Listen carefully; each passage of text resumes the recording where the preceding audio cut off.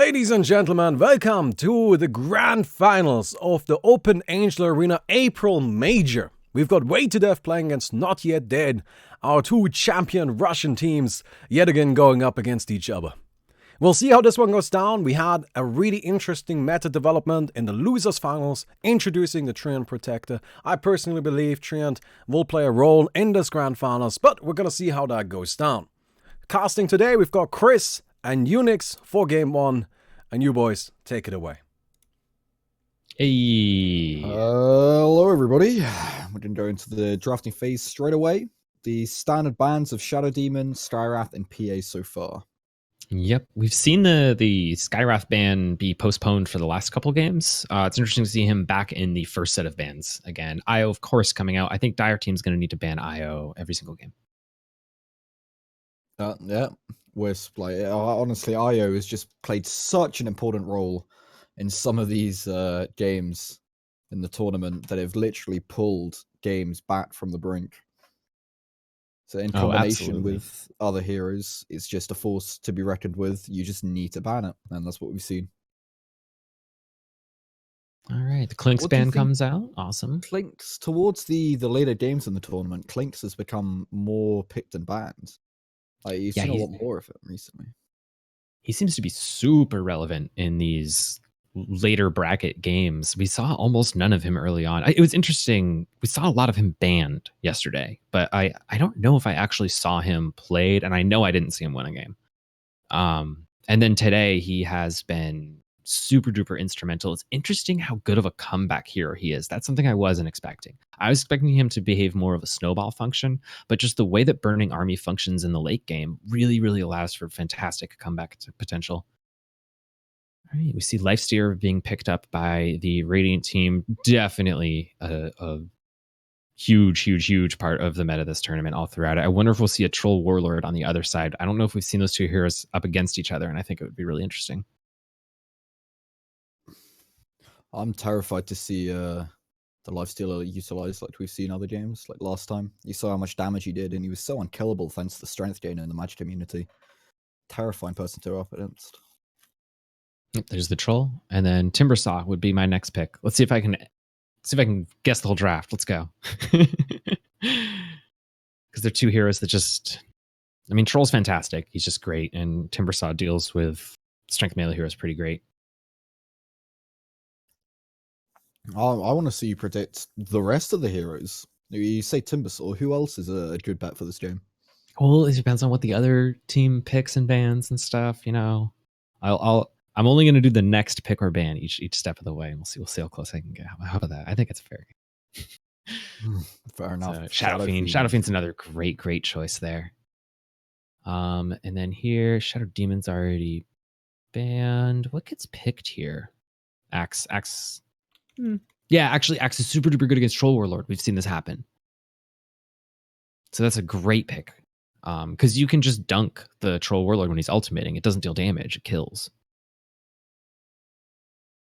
Yeah, a huge. Yeah, we saw the Axe, like the mechanical words with the Dazzle. That dunk is just a huge shutdown for Troll Warlord, who, as you've said many times before, whatever team can figure out how to deal with Troll Warlord wins. Yeah. Seems like, as Bombi mentioned earlier, the Treant deals with him really well as well, and I wonder if we'll see him come out or get banned this game. I also wonder if either team's going to remember about Lone Druid. I think it's up to the Radiant to ban him here, because Dire's going to get first pick after this wave of 2 bans each. So if Dire manages to pick up Lone Druid as pick number 15, it puts them in an interesting spot. However, it also makes their team really awkward because it means they're tri-core. So I don't know if they'll go for it. They might ban it themselves to prevent Radiant from having it. I've got my money on Lone Druid. I think even with the tri-core, the Troll Warlord can kind of move into a different type of role. Yeah, like Troll's such a good core that you always run him as a core. But if you had a Lone Druid who's kind of a better core, then look, Troll can probably roam and buy space and stuff. I've seen it. It's not the best. Obviously, there's a lot of roamers that are much better, but it's totally possible. I don't think that's what we're going to see the Dire pick, though. I don't think Lone Druid fits their lineup there. I think Lone Druid isn't awful on the Radiant team, though, which is why I wonder if Dire's going to ban it here with their 13th choice. Just have to wait and see. Ticking down into the reserve time as well. Looks like they're trying to decide as well. I think another great ban is the Winter Wyron. We've seen that be really, really effective as a troll counter because it's like, oh yeah, troll's really, really good at bursting down heroes. Okay. Yeah, one of your supports is gone.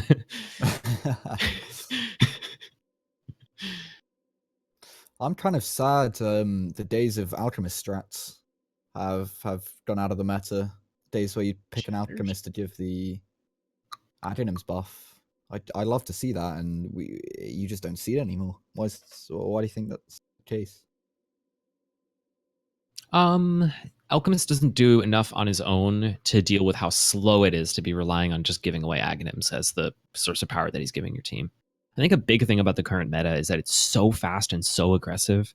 Anything that's remotely slow, you need to have massive justification for and a bunch of different options to enable it. Bane pickup, very nice. There's a hero I was just thinking of. Community. Yep. So Lone Druid's still in the pool. I think that's important. There's a lot of really great heroes still in the pool. Like Lone Druid has always been first or like second ban, and it's just strange how both of these high skill teams who've gone over like the most powerful heroes over and over again have just decided to let it through at this point. Yeah, I think it makes sense on the Lion Nice. That's what I was thinking should come through. I think it makes sense on the Radiant side not to ban it out because Lone Druid doesn't fit on Dire's team. I'm surprised that Radiant isn't picking it. I wonder if they'll pick it right here. I would expect ban number 19 to be Lone Druid, depending on what this pick. If this pick still allows a last pick Lone Druid, then they have to ban number 19, the Lone Druid. But it depends on how they shape their team from here.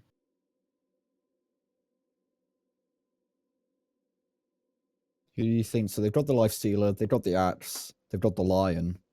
Who else do you expect to see out of the side of Weighted Death? I think they need more enabling, more team fight early on. Someone to support alongside the. Oh, there we go. The Treant comes back out again. I guess they do believe in the Treant. It worked really well last game, and they're going to try it again. Cool. So there's another great support for their team. You know what? I still think that Radiant can last pick Lone Druid here, and it wouldn't be terrible. I think they could survive the early game, and then once Lone Druid comes online, they win. How say the 19th choice isn't a Lone Druid ban and 21 is a pit for Lone Druid on the Radiant side. What do Dire have to do to deal with the Lone Druid in the draft? I think you pick something aggressive that can get kills, that can find the Lone Druid and kill it repeatedly. I think I would go Timber Saw. That's what I would do. Yeah, I would. I think almost no matter what, I would pick Timber Saw as my 22nd, as that last pick for Dire's side. He has the absolute easiest time in the world of constantly clearing any number of forests, which helps with the eyes from the Treant, so he doesn't get to have permanent vision everywhere. He also just has a ton of burst damage, and if he gets his spells off on the Treant, the Axe, or the Lifestealer, it's going to be really effective because they're all strength heroes. They did not ban Lone Druid, Chris. They didn't ban him. All right. I wonder if this will be the first game with a top 4 team where Lone Druid doesn't get picked or banned. Yeah. Well, it would be a bit embarrassing because we've been talking about it the entire draft, and it would be embarrassing that neither team pits or bans it. Yeah, sometimes it just doesn't fit. Oh. Abaddon, cool. I dig it. Yeah. Oh my God. Timber Saw is so good right here. Come on. Other than the Lion, their whole team is melee strength heroes. He's going to cut through them. And then if he ever manages to get near the Lion, he'll cut through him too, obviously. Let's see what they decide makes sense for their playstyle. Be trouble for the Timbersaw because he's trying to slippery. He like timber chains around. He throws his chakrams. With the taunt, you can't really purge it off. So I would say that if the Axe taunts the Timbersaw, you've won that fight. Kunkka, I think that's a great pick too. Really, really good team fight. Personally, I like Timbersaw better there, but I think I made that clear. I mean, with the boat buff, you don't have to worry about Lifestealer or Lion's Burst. It's true. The burst is much, much less with the boat buff. That's a really big deal. I think Kunkka's amazing. He was first pick, first ban every single game last tournament, and then all we did was increase the ultimate cooldown by 10 seconds at every level. So it maxes out at 40 instead of 30, which is still very low. And he's seen almost no play because of it. I think it's an overreaction by the player base, though. I think the hero is still extremely strong. Okay, and here we go into the first game of the best of 3 finals, Way to Death versus Not Dead Yet. We've got Nico on Lion, Sammy on Abaddon, Cyberpunk on Tree and Protector, Supreme on Lifestealer, and Ekla on Axe. A really tanky, a really strong team comp, but they are going against Larinal on the Troll Warlord, Mr. Random on the Shadow Fiend, Anti on the Kunkka, Wax on the Omni Knight, and sorry, Larinal on the Bane.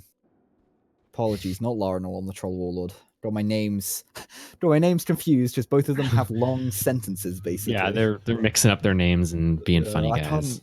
I can't read it. Right, but here we are, thrown straight into the first duel as Abaddon, running forward with the Stout Shield and the Apothec Shield. Going to be playing aggressively, looking for the Bane. Pops, deals a lot of AoE damage.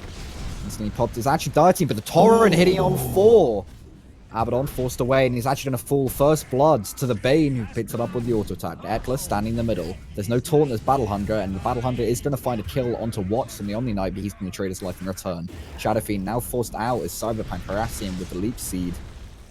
But it's actually Kunkka and Bother now. No, it's the Troll Warlord and Bother as Supreme has his eyes set on him, and he's going to get that kill as he finds it. Anti trading it. 3v2 scenario. Nico looking for harassing random, but he's got that regeneration buff from the center, and it looks like it's going to give him enough mana to finish off Nico. Cyberpunk's the only one left. He's got a lot of melee damage from the tree at level 1, but it's not going to be enough, as most likely he is going to fall any second now, looking for the kill onto Anti. Oh my god, Tree is just so tanky. Tree is so tanky. He's so strong level 1, but not strong enough to take on a 1v3 scenario. 3 more seconds of pregame time. So I think something worth mentioning in this. So Way to Death is favored coming into it. They beat Not Yet Dead at the most recent tournament.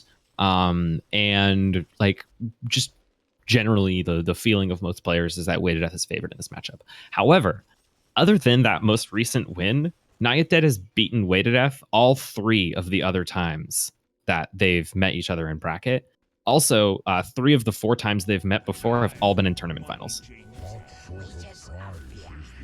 So this is their 4th tournament final against one another.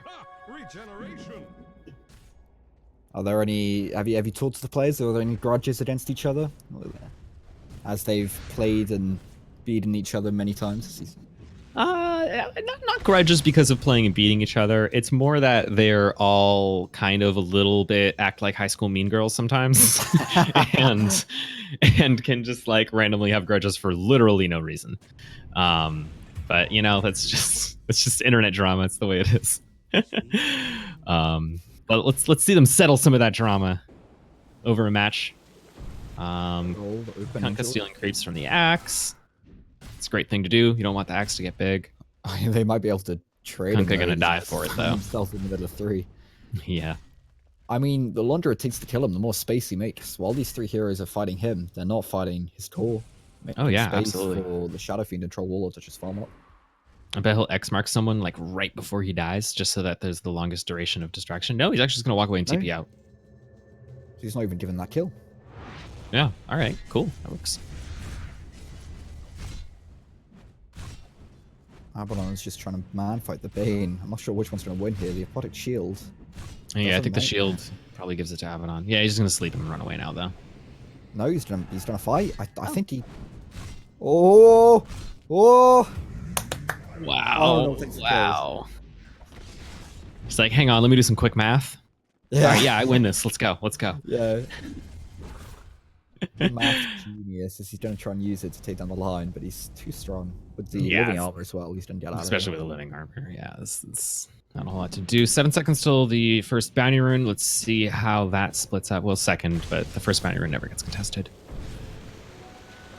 Great torrent. They go 3-1. That's really, really good for the dire team of Not Yet Dead.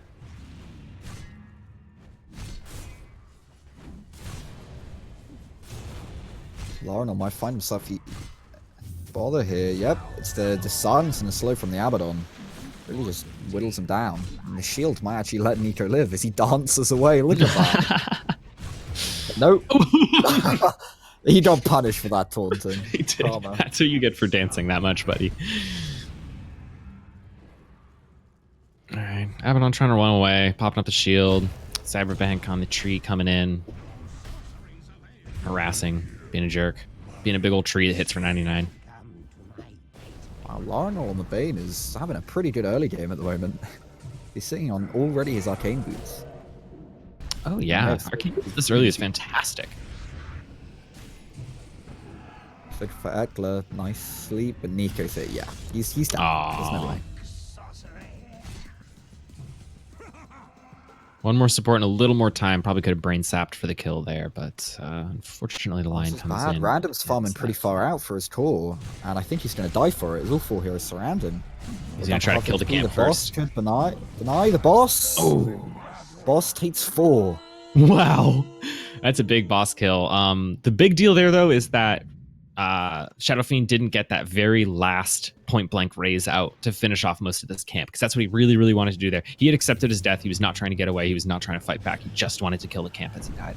And instead, Eckler was going to get it nice and softened up for him. Supreme gets punished as he's farming the medium camps just outside of his high ground. And normally that's quite safe, but not under the terror of Anti and Larinol, who find him Torrenton and brain slap him to death. Again, Random being harassed by the Abaddon. Yeah, this Abaddon is actually really hard for Mr. Random to deal with, between the Aphotic Shields popping and also the fact that he continuously silences him with a passive. That's his second death. How did those runes go? That was another 3 rune to 1 in favor of Dire Team. So Dire Team is really, really exercising excellent rune control this game, making sure that they get those bounty runes. He's not falling behind in levels though. It's the Troll Warlord. He's trying to take this corner creep. He's going to turn onto the Abaddon with the Torrent. Yeah. Easy. And just finish off the corner creep. Yeah, he literally he hardly stopped farming. He just turned around and took the kill. It may have even increased his farm to get a little bit of bounty gold while he was already there.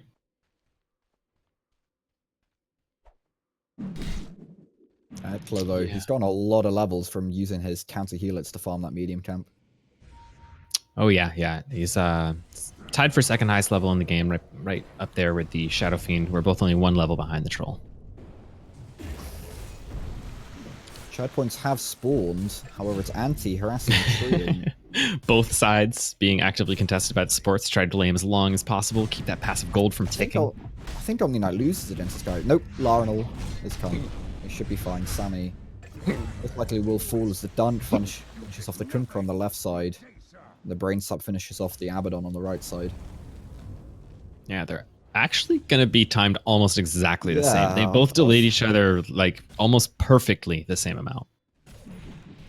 Yeah, that was I was trying probably to within a figure out which second. one was delayed more. And I did. They were. I think that would require millisecond precision. Desolator on Troll Warlord now. Dangerous as Eckler taunts him to sleep. Not entirely sure what that was for, but look, he doesn't even care. He's just continuing farming. As Eckler tries to stop him, but how are you going to stop a Troll Warlord level 9 with a Desolator? Cyberpunk Legends lesson. Oh, the dog! He does the quarter game. That was so sick. Oh my god! And Abaddon denies himself with the Mistcoil. Supreme does fall to the Bane, but that was actually severely confused this boss. Do you see this boss near the top right shrine on Dire side, right in front of the medium camp? He's just hanging out in the middle of the battlefield, right next to Walks. Wait, what? There's just a boss in the middle of the battlefield. Where's he from? He's from the top middle. Yeah, there's ways to break their leashes, and someone managed to aggro it out and break his leash, so now he's just going to be a funny guy. All right, both teams going for the Roshan. So this right here is where Kindergarten was differing from the other teams with their timing. They were experimenting with going for Ancients first before getting the Roshan, but then that made it so that they would get the Roshan after the duel, and there was just a whole cascading timing effect of it. So these guys both going for the exact same timing. They're going to do this. They're probably going to take their Ancients, and then they're going to rush a level 1 boss right after the duel. They went for the same timing, but yeah, it's taken significantly longer for Way to Death to take theirs. They do get it before the duel. That would have been disastrous if they didn't, but... Yes, that's the really important thing, is getting it before the duel. 1v1 Axe versus Troll Warlord on the left side, whereas it's a 4v4. The rest of the team's battling it out. Here's the Lifestealer. He's got a Death Zone. He looks like he's hungry for blood, but both teams kind of tentative. There's not any vision. Troll Warlord does finish off the Axe as Lifestealer infests inside of the Abaddon. Scan comes out. The dire scan. Here comes the cavalry. Onto the Shadow Fiends. Random. Boat comes out. Doesn't stun anyone, but gives Boat buff. Along with the physical immunity from Guardian Angel. Random. Pops his ultimate. Doesn't get much. Torrent. Doesn't hit anybody. The Root as well. All 4 rooted. Cyberpunk. Right-clicking them down. It's going to be random on the Shadow Fiend. Nets to fall. It's Anti. Tries to run. We've got Supreme. He's half HP, but he doesn't really carry. He's a Lifestealer. He's going to be able to lifesteal off the rest of the HP he's lost. Torrent on the mid, trying to deny Nico that buff, but he dodges it. Now Cyberpunk coming from the right side, high ground. He tries to harass them down. What? Strike-clicking Lion. Heavenly Grace popped. Larinal slept. Nice brain sap from Larinal as Nico falls. Supreme, right-clicking, trying to find a kill into Bane. Bane too fast for him. Using the Rage to break the Torrent X marks. Both teams fighting over this high ground buff. Supreme does so much damage, but at this point in the game, he doesn't really have anything to do with the kiting that what's this doing with that degen aura. Heavenly Grace purges it off, and yeah, the duel is going to end in a 3-2 stalemate. Yeah, I think given enough time, they could have eventually killed the tree, but Lifestealer would have taken a lot longer.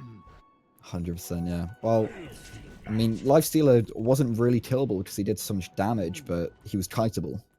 So, oh yeah, definitely kiteable. They weren't going to die to Lifestealer anytime soon.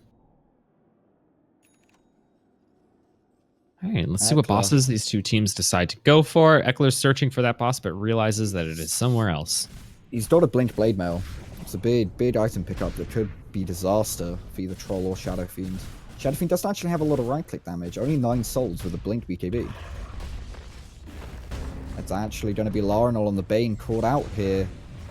He's got a heart, so he's really tanky, but he's going to be silenced if he's not careful. Yep, Abaddon pops the passive. Eckler looking for a cool, doesn't hit anything. There's going to be engagement here. Now Troll goes in. Ultimate ready. He's going to try and right-click down Eckler. Eckler has his Blade Mail pop, though. Looking for Cyberpunk. No, where's he going? Yep, he's going to pop the ultimate, destroying Cyberpunk before he gets the ult off, and then he's going to crit the Lifestealer as well. Now it's just Abaddon. They're running away. They're trying to get out of there, and they've got the movement speed, and they're going to run to their high ground. But it does mean the Troll Warlord's going to be safe to take their Ancients. Abaddon's not very happy with that. They're all up. They're ready to go back in. Eckler has a blink. He's going to blink Troll towards 2. But they don't catch the important Troll Warlord as they're forced back. And it's definitely a 1 fight for Not Yet Dead. Yeah, that was really, really good for them. They got the Ancient stack. They got a lot of really good kills. Though the duel showed that fighting-wise, the teams are quite even right now. So it's good for them to push that and try to get a little bit more of an advantage and really establish that they can win these fights.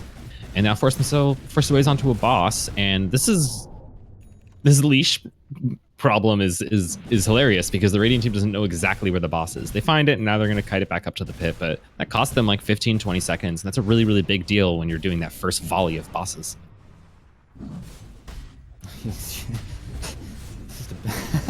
Sorry, I'm still getting over it. It was just pretty out of the ordinary to just see the boss trying to casually kill him at that shrine. Just chilling. He just wanted to heal the shrine. Yeah. Oh, but maybe Not Yet Dead wants to contest this as Troll. Pushing forward, gets taunted. The sleep is going to save him a little bit of damage, but he's stunned. They're going to grab the boss, the core, which means Supreme ready to go in. Heavenly Grace pop. The Torrent doesn't hit anybody. They're just disengaging, but they do catch an X marked. Boat is coming as well. Going to be able to pull him back. No blink for you. Says Kuntko's Eckler, now rooted in place. He gets the taunt off, giving him the bonus armor. 4-man stun from Nico. What a stun. That might just be enough to get them out of there. Yep, no casualties today. Yep. That was the difference between a disengagement and a massacre. No, but there's the pool. Thanks to Heavenly Grace. Status resistance pretty high, but he's fingered down. Troll Warlord instantly down, which means they're at a severe disadvantage for Dire Team. They know this. They're running. But Eckler and Supreme too fast for them. As it looks like they might find Larinol. The taunt comes out. Watts on the high ground. Might be able to try and save him, but he's not going to try. The dunk comes out, giving them bonus movement speed that are used to try and chase Watts. No call for Eckler yet, which means they're going to have to give the kill away. But it is a significant victory, bringing down the Troll Warlord and the Bane there. This is a pretty important boss kill right here that they're about to fight over. I think that Dire definitely wants to contest this. Troll has BKB and ultimate. He's going to get taunted, but thanks to the Heavenly Grace, it ends very quickly. Boat comes out, giving them all boat buff. Random takes down one, Troll the other.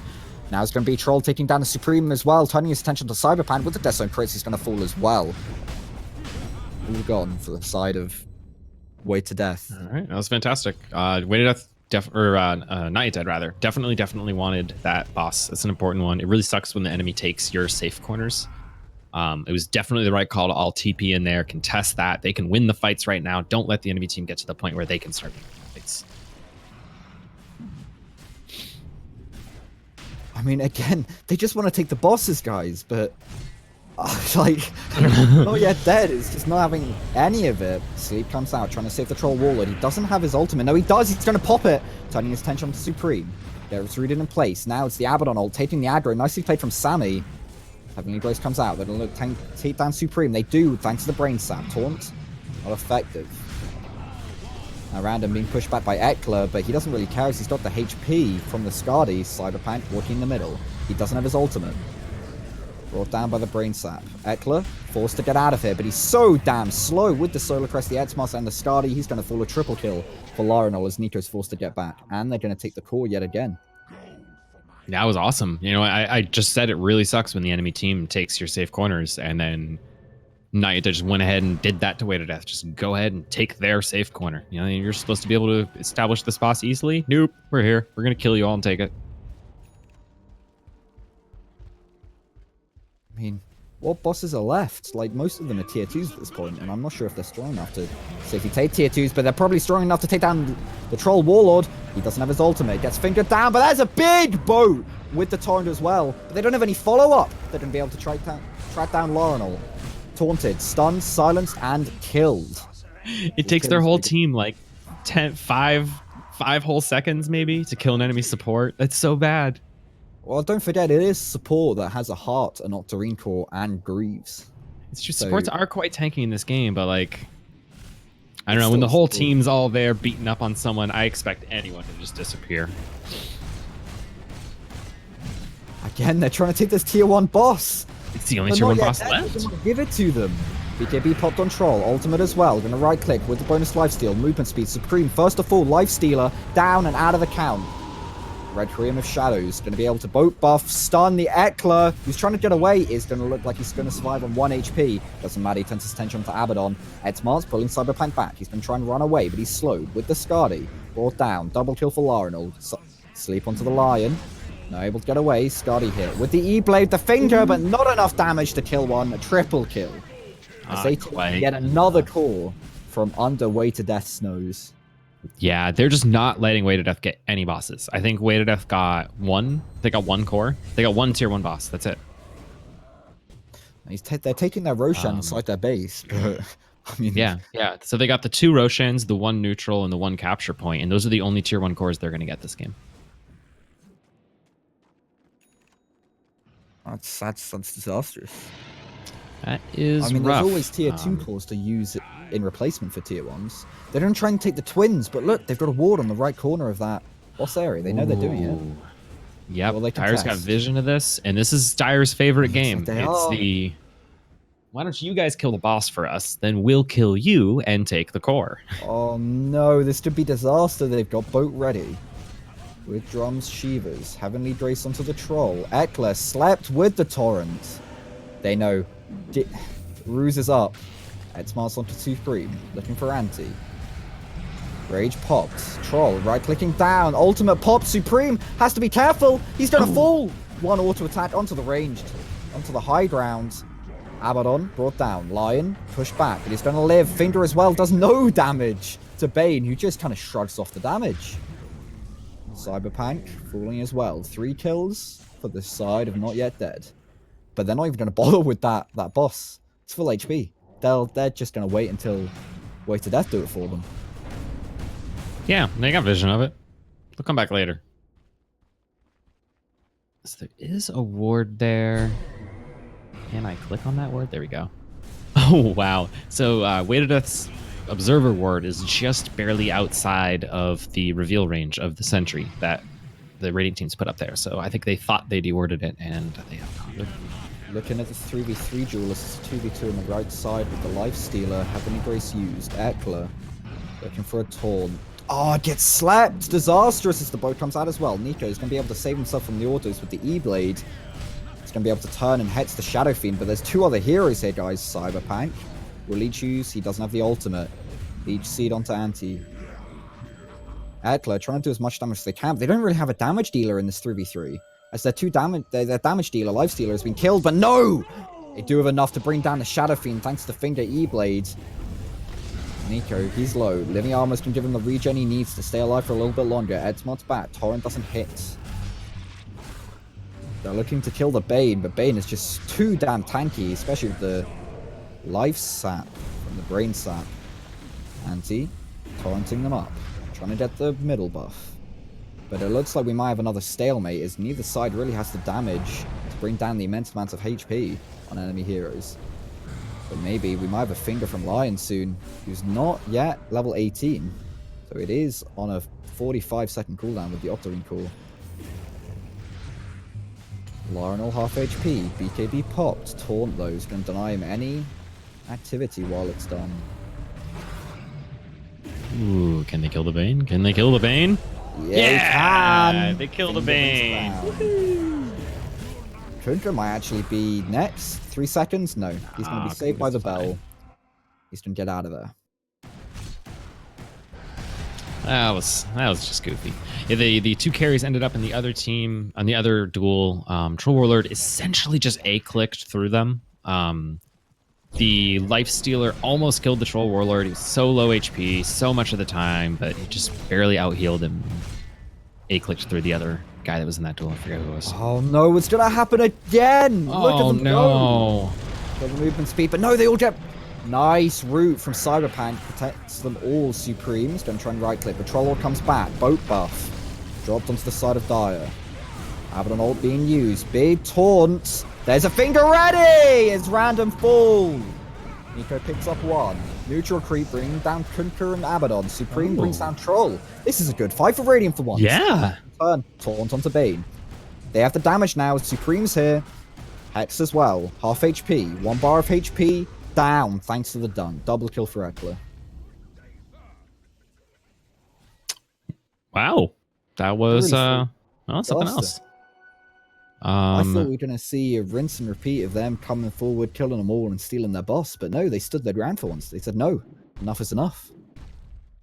Yeah, I guess they also must have already gotten the core before the fight started. By the time I looked there wasn't a capture point. I thought maybe it was a slime, but no. So I guess the fight was for nothing anyway. Even if not, it had won it, still wouldn't have actually won. They were going to contest the core, but an overgrowth from Cyberpunk rooted them all in place, and they couldn't steal it. Nice, well done. Treant, man, he's doing work. I think he's really, really good. I mean, talking about Treant, with the Adonims, we're starting to see these Eyes of the Forest start to seep all and over the map. Currently concentrated on their own left side, but they're getting a lot more vision. Yeah, the wider they spread that vision, the harder it is to get rid of, because it just takes so much time to get rid of all the individual trees with how much you can just spam that ability. 22-second cooldown right now, that's nothing.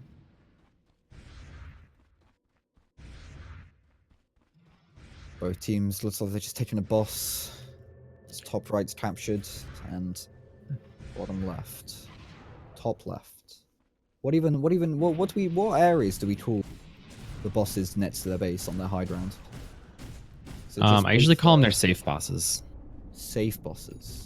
I typically use the vernacular safe boss and high ground boss to refer to those 2 pits that are closest to your base. And then the middle is obviously the middle one.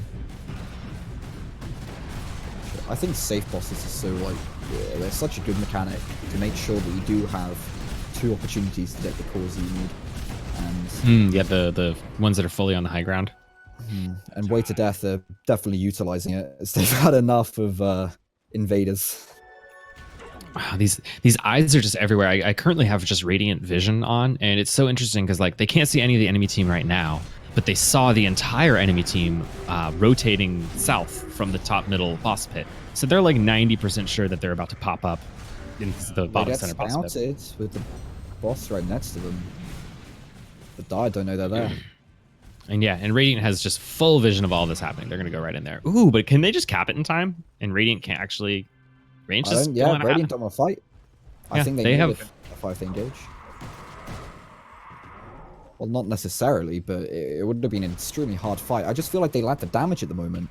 With Lifestealer, pretty much their only damage output.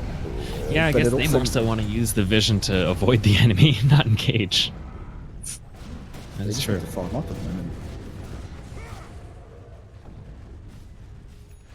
How's Dire's vision? Yeah, not great.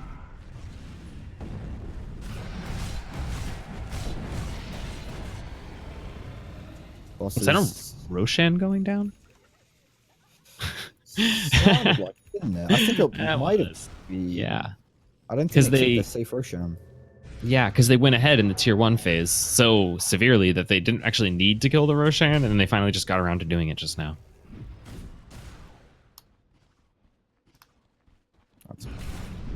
I mean, but they're giving space to Way to Death to finally get these cores.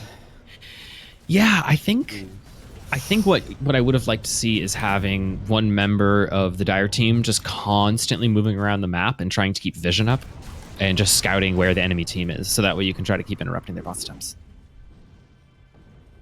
It looks like they wanted to take these tier 4 Guardians, but I mean, they're strong, but I'm not sure if they're tier 4 Guardians strong.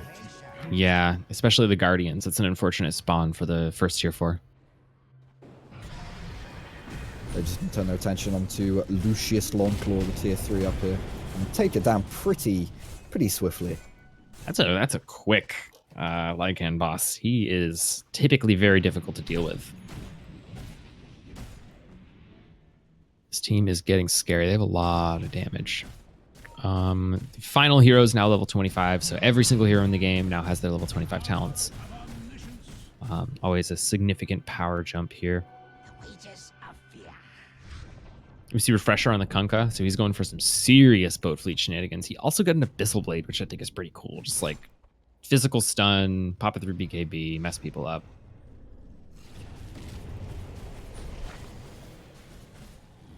Taking these bosses again. Both team, never mind. Heckler jumps in, gets the Torn on the Shadow Flap straight away. Guardian Angel pops. It's going to be a BKB used by Mr. Random. Boat buff. Not hitting anybody, but it's giving them much needed HP. Troll Warlord right clicking down Lifestealer, but Lifestealer somehow stays alive. But what? Refreshes. Guardian Angel yet again. They're all really grouped up. They have to be careful. Eckler needs a taunt, but he's not going to get it. Brain Sap brings him down. Lifestealer now running away. Abaddon nets the fall. AoE hats. That's all 5. It doesn't seem to matter as Supreme falls. So does Cyberpunk, leaving just the Lion. He's going to fall down as well. An Ultra Kill for Troll Warlord, but I don't even care. That Hex was beautiful. Where did that boss just come from who walked up, gave one little love tap, and ran out? That's their high ground boss. Oh, it's because of the Triel. The Triel keeps hitting bosses and aggroing them. Oh, that's probably how we've had so many issues. Oh, that's pretty funny. All right, capture points being taken. It looks like Dire's probably not going to contest the capture. Yeah, they're not going to contest the capture point. They kind of positioning that maybe they were, but they decide against it. They let them have that one. Lion Hex and Lion Stun is scary. There's a lot of disables, that's for sure. I kind of feel like Not Yet Dead is giving Way to Death way too much space right now. I think they're really, really letting them play their game and like get all the bosses that they need to catch back up and get back from that, loss in tier 1 cores. Lion very nearly soloed the Troll Warlord. Not quite. New meta.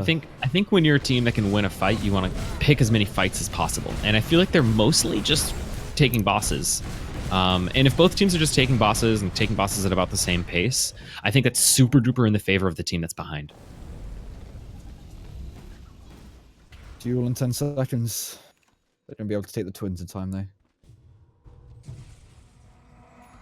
As we're going to be thrown into this 5-on-5 duel. Nice. BKB popped on random, pushes forward. Torrent isn't going to hit him because that match community. He just does not care. Look at him stroll up there. He's going to BKB again thanks to the refresh of the duel. Guardian Angel pop. No physical damage for the Radiant team. Abaddon ult is popped. Boat buff. Guardian Angel as well. Supreme looking for Bane, but he gets no physical damage through the refresher of really paying off for Watts here. Abyssal Blade comes out. Random now hexed. But he does have the boat buff, keeping him alive, but it's now ticking down. Cyberpunk, really low. Abaddon shield keeping him alive for now. Troll Warlord right-clicking, but he does not have enough lifesteal as the finger. Supreme gets a double kill. Triple kill for him. Killing spree. Double stun. Beautiful by Nico. As a bash comes down to Omni Knight. He falls as well. Ultra kill. Can there be a rampage as Supreme is looking stronger than ever? Rampage for Supreme. Mega kill streak. That was an honest 5v5 duel that the Radiant just won. They somehow waited out the Omni Knight ult to both of them. I mean, they've been losing all these engagements. The Dire, for a large portion of this game, was just following them around and taking whatever boss that they kill, just massacre them all, take their core. And it seems like this Radiant team's starting to mount a comeback. If a final duel goes that way, then the game gets extended. And if enough duels go that way, then eventually Radiant wins. Look at the gold advantage, Chris. 130. Yeah. It has swung. It has swung in a direction. It's gone from one way to the other. That's a pretty significant swing. It's like a 200k gold difference swing between the 100k advantage, like 120 in one way and then 60 the other. That's important to note that a way to death here is taking down a tier 4 core, an ogre, in their top safe boss. Mm-hmm. That's going to be significant, getting that tier 5 item. Yeah, the tier 5 items are starting to come out. This is also where going behind in tier 1 cores starts to really not matter anymore. Because when you're counting tier 4 cores, missing a 1, whatever. You just take one more Uber boss and it makes up for it. And, it's such a detriment that's so much easier to overcome once you get to this phase of the game. Which is why I was saying I think Not Yet Dead should have been engaging a lot more up to this point. But it seems like both teams are happy to just boss. And I think judging by that last duel, that favors the Radiant team. Now it's important to note that they've just all been scattered out thanks to the Eyes of the Forest, and it looks like Way to Death Radiant looking to capitalize on this. Eckler, he's looking a little bit like a trigger finger edge. He jumps but doesn't hand anything, and he just kind of stands there. Troll, pushy in. Does have his ultimate ready to pop. Eckler pushed away thanks to the boat. Damage saved with the sleep. Fiend's Grip comes out onto the Lifestealer, but there's no one to go because of the Hex. The Root as well. Overgrowth. Omni ult, Guardian Angel, but the triple taunt denies them any capability with the triple Hex as well. Look at this, and they're all stunned.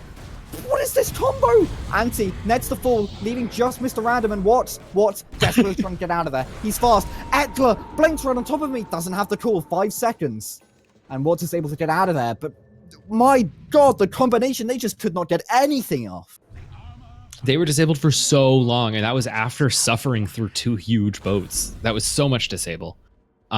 Also, Eckler had 2 of the worst Berserker's calls I think I've ever seen during that fight. They won the fight anyway. He literally blink called on nothing with vision. And then I think he was so shocked at how bad the call was, he just stood still for 2 whole seconds. I mean, important to note that with that combo, the synergy between Berserker's Cool and the AoE Hex, as soon as they're finished with the Taunt, you're hexed. And as soon as you're finished with the Hex, you're Earth Spiked and stunned. And then you're rooted from the tree, and then it just keeps going. And then probably Cool's back up. Like, the amount of AoE, if they group together like that, for example, taking a boss, yeah, it could be disastrous. It's quite ironic, I think, how Dire used to steal all the bosses, and now it's them trying to steal and take bosses that are not paying off and allowing Radiant to get these fights. Now Eckler, he gets Fiend's Grip, but Supreme is here ready. Troll Warlord actually be able to bring down Eckler. Supreme trying to draw away, infest inside of the Abaddon, and he's able to run. They don't want to take this fight with Eckler down. Or maybe they do. Cyberpunk ready. Fiender comes out, not able to hit the E-Blade in time, meaning Shadow Fiend lives to fight another day.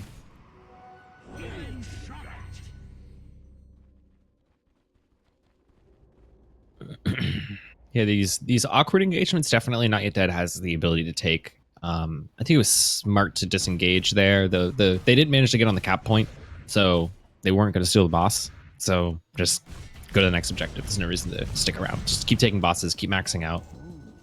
Every boss that the Radiant takes, I think, puts them more in the lead. And the further they are in the lead, the easier it is going to be to narrow this point gap. We do have a Blueberry as a tier 4 boss up here. For some reason called Killer Tomato. It's not very red to me. So, an easy tier 4 core and another boss for the side of Dio, who are now Shadow Fiends, able to just start racking up those tier 5 items. They have not reached their peak yet. Yep, they're getting close to maxed. They're not quite maxed. They will be soon. Radiant team's over here. I want to take a look at what Radiant's vision looks like now. Oh man, they just have basically unobstructed vision of the whole left half of the map.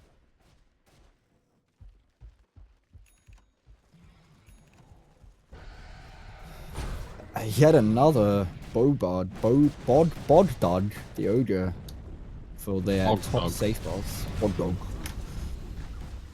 Yep. Just able to farm them up. This is a pretty easy boss just because of how ridiculously predictable he is, but also if you do take any of the damage and if you don't kill the little Ogrelings quickly, he can mess you up. I mean, he's killed some teams. Both teams actually taking down a Bogdog at the same time. Capping theirs. What do we have? 66 to 84. The point gap does continue to shrink. It started out at 30. Last I looked at it, Lion was 20. could find a kill here. Eckler taunt as well. Abyssal Blade comes out, right click down. Watts given no opportunity to escape as a monster kill streak comes out for Supreme. All right, and they will attempt. These are Uber Guardians. Basically, these are the hardest boss in the game right here. And I think they're just going to chew right through them. There we go. Smart. You see, you don't kill the first one until you're ready to kill both. Because once you kill one of them, the other one gets powered up and starts moving quicker. But most importantly, it uses this ability every once in a while, only once the other is dead, which makes it invulnerable for how many seconds? Six seconds, which always makes the heart come off cooldown. So it actually heals a good amount during that thing, and it's really, really obnoxious and does a lot of damage to kind of run away and stuff. So smart of them, knowing the tricks, killing both at the same time, never have to deal with that phase. Watts is playing pretty aggressive here as he finds Eckler.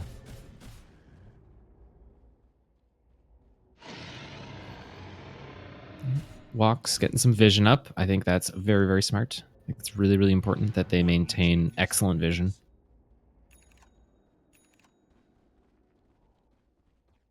Both teams, again, just farming up their bosses. Yep, we got a maxed out Aghanim on the line. I know. I mean, yeah. I guess we're just going to watch him farm our boss, but, I mean, to be fair, they're now at a point, look at the gold gap, it's pretty much non-existent at this point. 29k may seem big to people who play normal Dota, but this ain't normal Dota. That gold gap can literally swing with one boss. Especially at this phase in the game. I mean, let's see how much gold this boss that they just took is. They're at 31, 34 to 64. So every one of these bosses is 30k. No, it's not 64, it's 100k. Oh, 100. Yep, there it's 100k. It jumped up from 60. Yeah, it's 20,000, right? 20,000 for 5 cores. 100k. Yeah. So 100k gold for taking a tier 4 boss. So going to be thrown into another duel. We've got a 3v3 at the bot here and a 2v2. Shadow Fiend and Anti versus Eckler and Trian. It's going to be an interesting one, but we're going to focus on the 3v3 for now as Abaddon pops his ultimate. Guardian Angel comes out. Troll Warlord trying to right click down as Fiendrick comes out. And Supreme does not care. Lion able to save him. The Hex, the Abyssal, the stun. But now Guardian Angel is back up again. No physical damage for them as an Infest comes down the Abaddon. They're just going to try and wait this out. It looks like they're going to be able to get away with it, but this Abaddon's just so damn strong.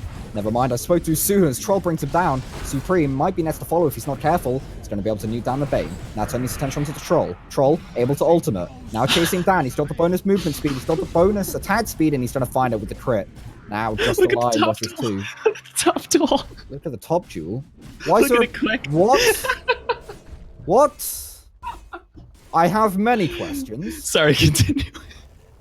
Now I'm going to watch this guy stroll back. I have many questions. Is Treant ult? Yeah. Alright, well, he wanted to join in the fun. And fun it is, as Anti is now running away from Eckler like a Benny Hill theme. Someone comes out. Bash onto him, he's got the Abyssal Blade. Anti's just torrenting. Can he stay alive? I don't think he will, as he's going to get ready to dunk, and dunk he will. Yep, he's got the perma root on Treants. The fade time is less than the root time. So he just continuously fades, then reroots and perma roots the targets and let the axe take him down. Also, he stays invisible and keeps the heart transplant active on his carry. It's that Treant protector is actually like, how do you deal with that? He's just invisible the whole time. If he does show his face, it's to perma root you, and whoever he's with has a heart transplanted in him. If we look at the gold graph at this game, you can really tell how volatile whoever the possession has been in. It's just flipping back and forth. You see the huge spikes where one good fight is kind of catapulted a range of motion into giving a gold advantage that is then catapulted back by another good fight.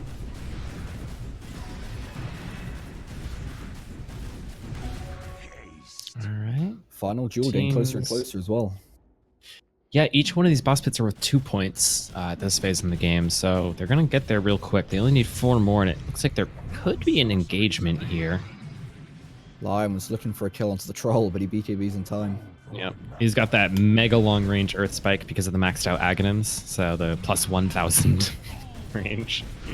With the Aether Lens as well, it's just ridiculous. It's actually so. How long that is, man. It's about half the arena. You could stun Shadow Fiend right now. Why are you running towards him, Nico? Just stun him. Because he wanted to do that. Oh! Beautiful sleep from Larinal, who saves his Shadow Fiend from almost certain death of Finger. Oh, and he's not getting rewarded as Supreme jumps straight on, but he's actually able to live through this with a stun as well. He's going to be able to fest into the Alpha Wolf, who's now desperately running away, but the boat comes out, stunning too. Anti looking for more. Huge call, Eckler! That's random, looking lower and lower, but he's not able to get the dunk off the Finger, but it doesn't get anything. As Supreme, really low. One hit needed, but the hex! 3 heads, they weren't able to finish off the lifestealer. That could be disastrous. His Anti now looking lower. He's next to fall. He's actually going to fall thanks to Wax with the heal, the pure damage. But it's going to force Troll Warlord to run away. As now Cyberpunk coming in. They're actually able to get the core, but the Finger comes out. Cyberpunk is going to refresh. Ready for duel. Oh, yep, final duel coming up. Here it is. 5 on 5. We've got a Trin ultimate ready. Bane does we do not have an his infest. ultimate. Troll Warlord doesn't have his ultimate. Troll Warlord has a Divine Rapier. That's why he was running back to base. Troll is a Divine Rapier? Oh, wow. Okay, they're going to try to finish it right here. This is their big play. A bonus 2,000 damage, but he has been scouted out. Both teams have enough cores at this point to just pop down a watchtower. Both standing out. They know he's got a Divine. They know he's scary. They've got a sleep ready. Eckler being purged off. Larinal's just going to harass. Actually, he's playing with the devil here, so he could get blinked on. Look at the stats on these defense towers also. You know, one alone because the attack speed isn't that scary, but there's 4 of them here. They're going to hit you all at once, and that's like a lot of damage. Those teams getting scary. If I was Radiant, I'd see if I can maybe wait out the duel and then kill the Rapier outside. But there's the call, finding the Shadow Fiend, but not the Troll Warlord. Troll Warlord rooted up, even though he's BKB. The Guardian Angel as well. It's going to give physical immunity. There's another big overgrowth rooting for Supreme, trying to write down there. Shadow Fiend, but Shadow Fiend able to get out of there. The call onto 4. And there's the stun as well. Hex, is it ready? The Finger, AoE. But no, Guardian Angel comes out yet again. Abaddon is in a bad situation here. Supreme falls thanks to the Rapier. Random. It's so low. Eckler brings up the Troll Wall and it's down. Abaddon. as Anti falls as well. The finger comes out. What's this down? Rapier in the Jewel Arena. Oh my god. They did not pick up the Rapier. The Rapier is in the Jewel Arena.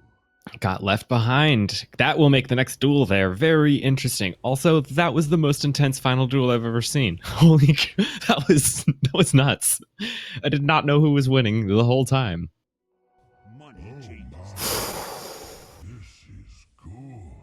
Those disables, even with the BKB, the troll's just disabled the whole time. He barely got any damage out. What is that item Bane just picked up? Sustainable Elixir.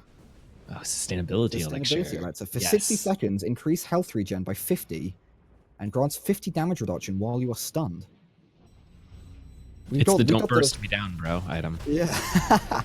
We got the special OAA items coming out here this late in the game. Yeah. All these teams really want it.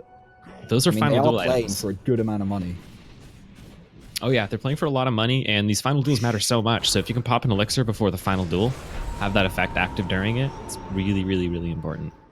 There's also a burst elixir that you'll see a lot of times carries pick up. It gives them kind of like an Ursa Overpower effect, you know, just like a huge burst of attacks the next time that they go in and hit something. Is the courier actually able to pick up the Divine Rapier? I have. Is it able to in normal Dota? I don't know. Who plays normal Dota?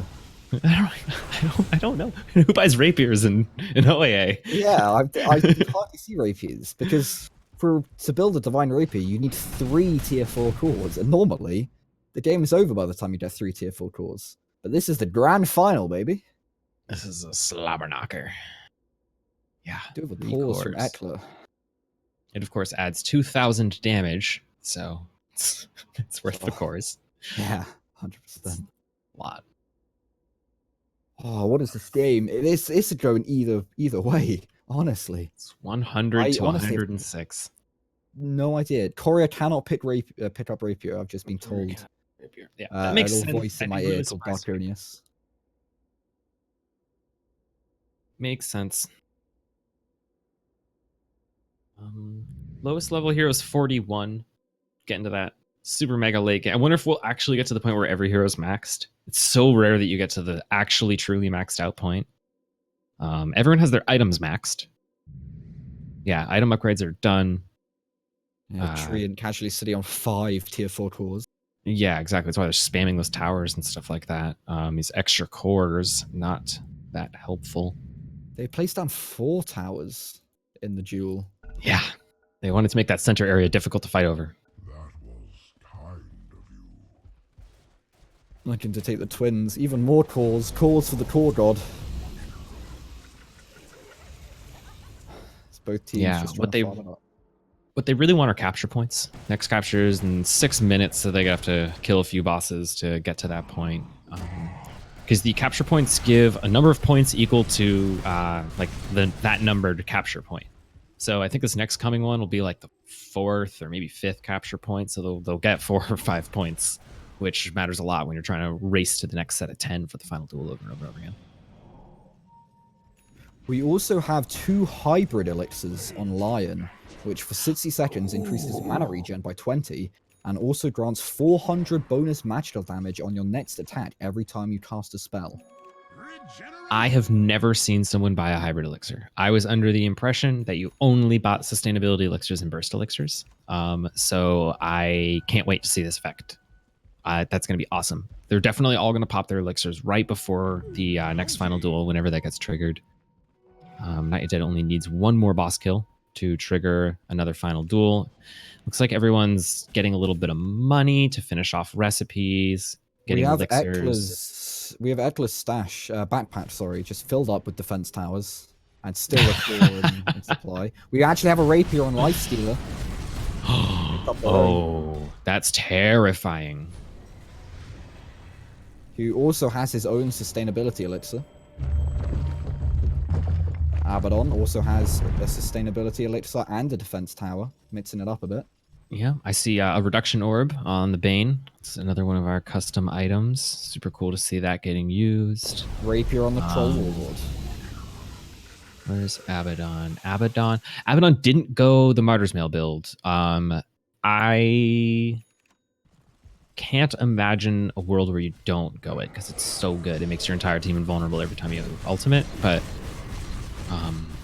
perhaps the items that he has are just more valuable than that effect is. You know, they just need those effects more than they need a little more survivability for the team.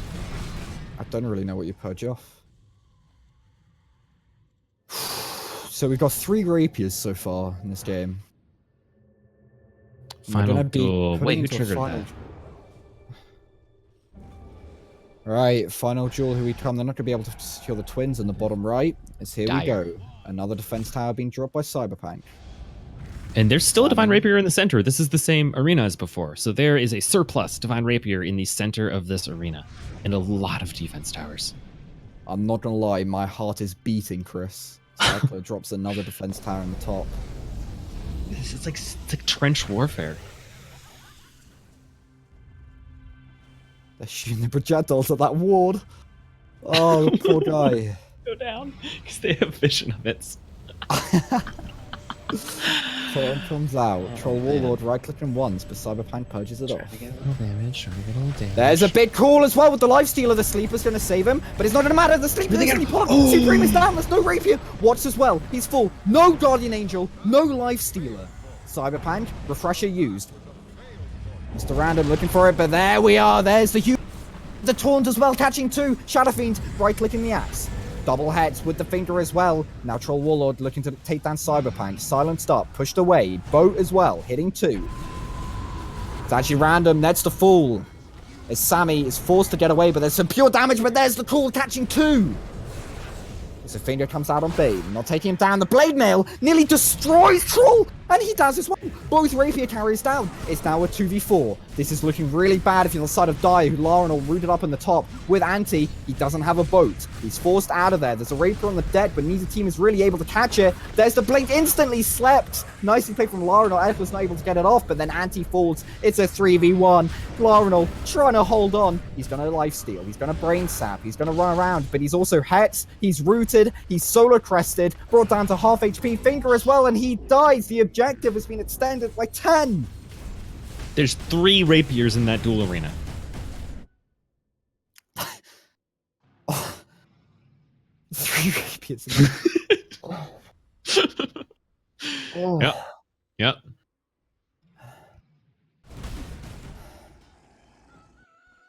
Holy shit. Who wins this game? I don't know. This is nuts.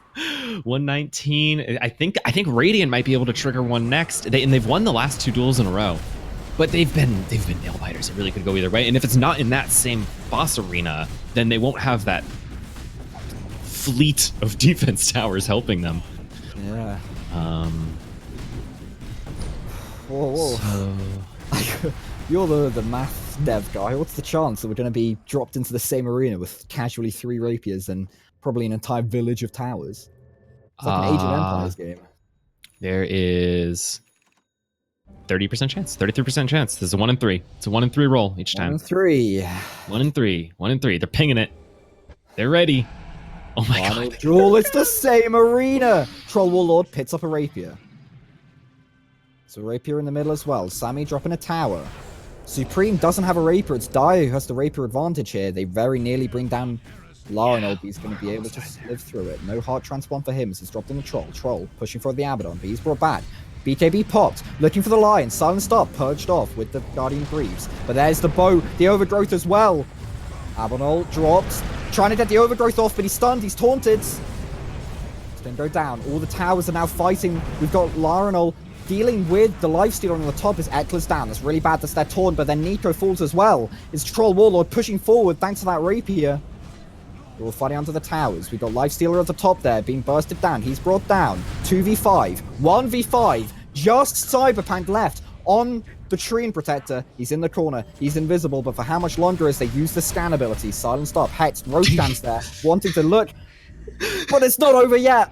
Objective is extended by 10. Triple overtime. All right. Every single time that a team triggers a final duel, the other team wins that duel. This is insane. Also, a kind of cheeky thing that happened during that duel. I'm not sure if you caught it. So the Bane nearly died right in the beginning, and then healed all the way back up by spamming Brain Sap on the defense tower that's closest to him, because you can cast spells on these buildings. So he just healed himself right back up to full, no problem, without needing to interact with the opponents. It was a good play. It's clever. That was huge. Just the brain sap. Don't forget, it's pure damage. It is 125 pure range damage. So keeping that Bane alive is actually huge. It's not 125. 125. It's 1,250. Did I say 125? Yeah. I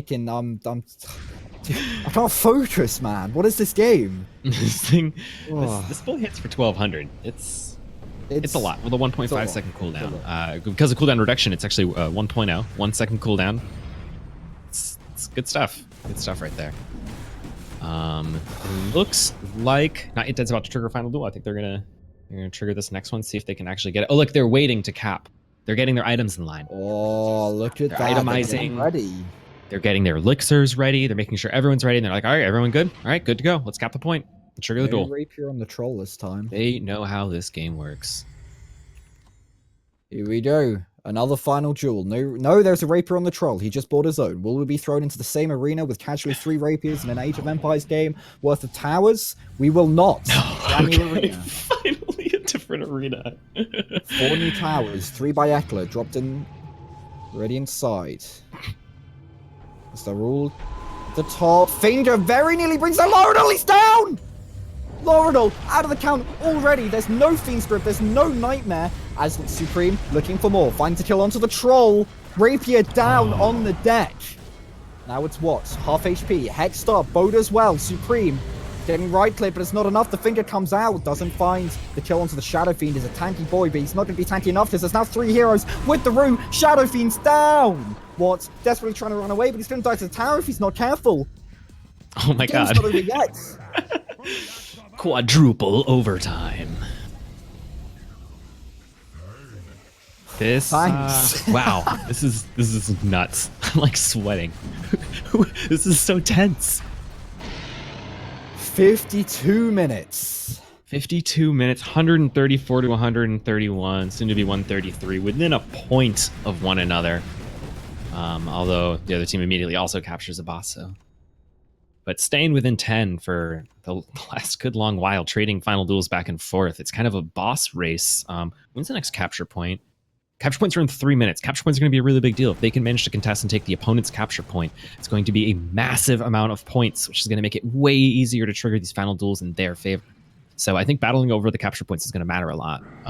Or if one team doesn't choose to engage, whoever just sits there and caps it is going to get a lot of points, and it's going to matter a lot.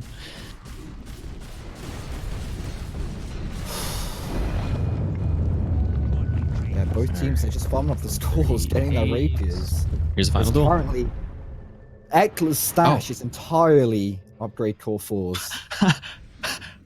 That was just a normal tier 4, I think. In the top middle. They only got 1 point for it. Yeah, I didn't even notice there was still a normal tier 4. I think both of them have had vision for so long that they don't have the symbols, because the symbols don't appear if you have vision there. You just see the boss instead. And I think they all just assumed it was an Uber Guardian the whole time. Okay, it's going to be Radiant side, Way to Death. Triggering the final duel here is they're going to take their bottom safe boss. Yep, there it 141. There is no rapier on Lifestealer, no rapier on Troll Warlord. They're thrown into an entirely new duel arena, so there's no towers. They're going to drop 2. Sammy's going to drop 2. Random's dropping 1 as well. Troll Warlord invisible, looking for the troll. He's trying to right click. Guardian Angel comes out. Eckler just lives, half HP. Whoa, but there's the entire team overgrowth. The right clicking down. I can't even see what's happening. There's so many particle effects. Guardian Angel popped. The boat pushing them out of the effect. Troll Warlord has used his ultimate. He's head start, but he's right clicking down. He desperately wants these kills. He's going to try and right click down. They're all in one. This could be really bad. Abaddon, really low. No ultimate. Abaddon the first to fall. As Troll Warlord continuing to right click, bring down Eckler, but he's down as well. Troll Warlord down. Fiend stripped onto the Lifestealer. They're going to try and right click him down, but there's a triple stun from Nico. Nico, you beautiful son of a gun. It's half HP on Laurinal. Nico definitely trying to get away. There's a head as well. Increased, thanks. to Bane's Q, Torrent. Lifestealer. No damage from him. Eckler, no damage from him. It's just the Treant, no line anymore. Triple kill for Random. As it's Cyberpunk, he tries to hide in the trees, but there's nowhere to hide. As Random is going to come forward with the Shadow Fiend, and is going to bring him down. Another 10 kills, 150 limit, the 5 final duels. What's even the word for this? Is this the Hell. pentuple overtime? Is that the right word? Pentuple. Penta is the prefix for 5, right? I don't know, man. Probably. We're in such late game at this point. We're being thrown straight back in. I literally don't have the words. We're going back into another final duel. It's not yet dead. The Dire side pops another final duel. Eckler pops his BKB early. Towers are being dropped. There are rapiers on the deck now. Got to pay attention. Troll Warlord has a rapier. Lifestealer does not. But the finger brings down Larinal. There's no Fiend Script. As Guardian Angel's popped, it's going to reject it. But no, they've got the Purge. Bring down Mr. Random thanks to the Nullifier. As there's a double hex. Troll Warlord still has his ultimate, but he's not going to be able to use it if he's hexed. Pushing Eckler back. Heart Transplant used. It's the 3v5, but Troll Warlord has a rapier. He's not to be feared. Is Eckler thrown into the air thanks to Torrent. Omni-Knight on the sideline. He's hexed. Unable to use abilities. His Troll Warlord ult does not matter as he falls anti. Is the next to fall? It's just Watts, but Watts is going to fall as well. And we're going to have another final duel.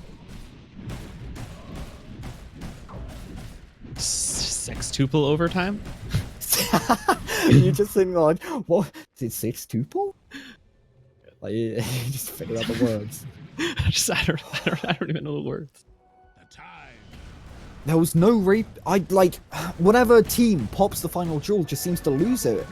Dire pops the final duel there, but beautifully Nico found the finger kill onto Larinal. And he wasn't able to. I think that Larinal kill was huge because no Fiend Strip, no Nightmare, no Brain Sap. Not only so much his disabled, abilities, but he's got a Hex as well. Bringing him down to the star is absolutely ginormous. I'm not sure if he had a sustainability elixir for the final duel that Radiant triggered. I actually think that could have been a huge part of it.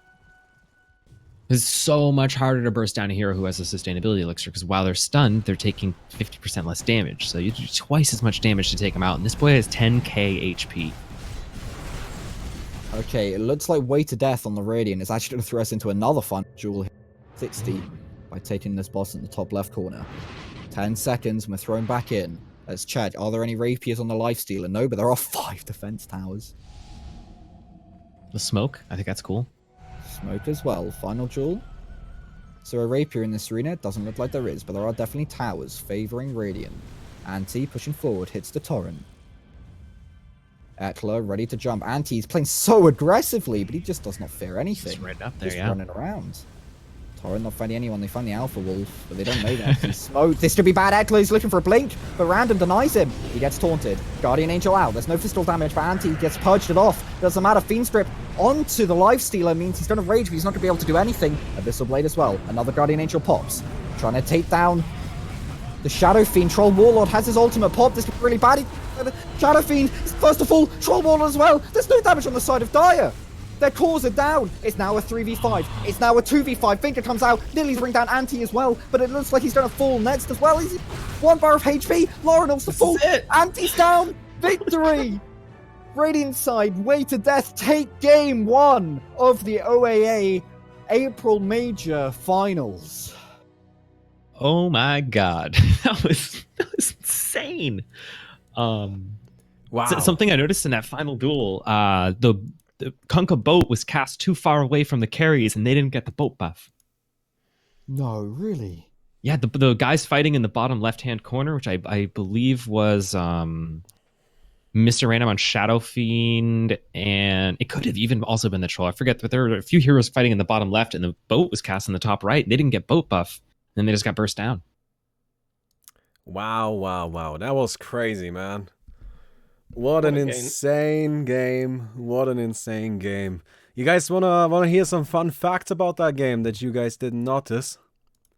Yes. Fun fact number 1. Kunkka never skilled Tidebringer.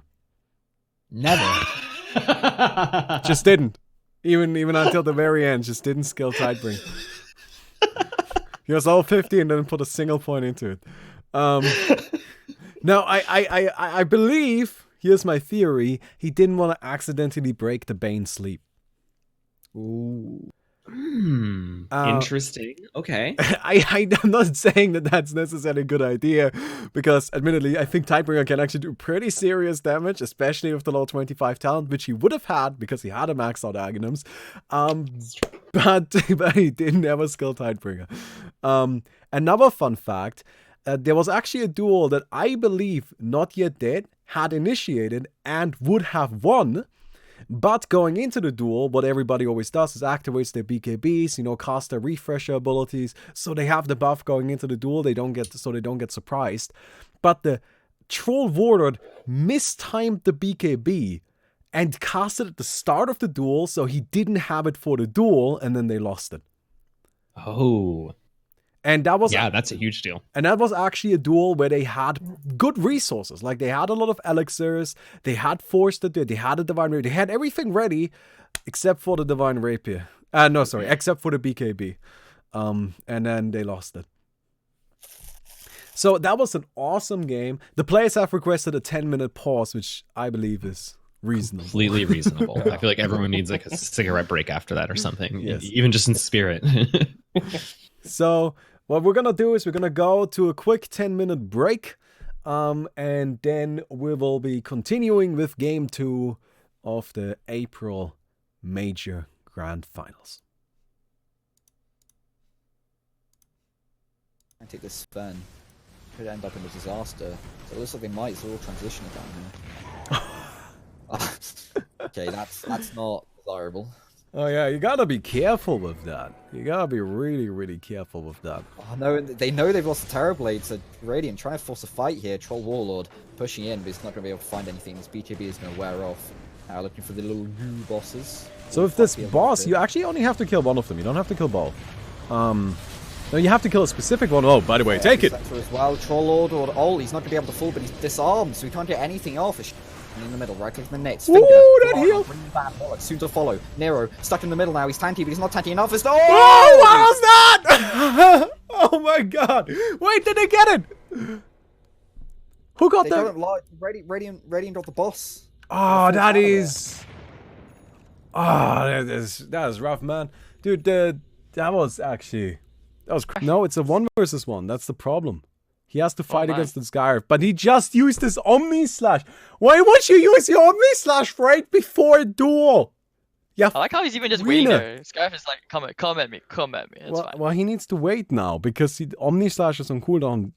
Ultimates do not get refreshed. Are you serious? You're gonna disconnect, and I'm gonna disqualify everybody in this game. Oh my god! Because the Skyriff was disconnected! The Juggernaut now counts as having won the duel! Wait, are you for real? Yes! Oh my god, what the So the limit has been extended.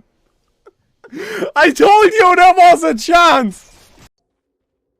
I think they will find Peacemaker. Yep, they do find the Spirit Breaker. There we go, 96 to 98. Really, and they have to back off. Here comes the Shiva's got to get the vision now. Gets the double stun. Beautiful stun from the Nyx. And there comes the comeback. It's 98 to 98, 99 to 99. With 100, and they will force the final duel. Team White, what a perfect timing. They could not have asked for a better fight. That was beautiful, that double stun as well. And they picked off the Barrow at the start, so there was no bashes to deal with. Cat to make Max fat, and spam this wiener to make Neil a wiener. Oh yeah, you gotta spam the wiener to make Nail a winner. Wiener. Alright, Lifestealer versus Juggernaut. Can you do it? Omni Slash. It does actually a good amount of damage. See, this is what I meant, but it's not gonna be enough. It is! Oh my fucking god!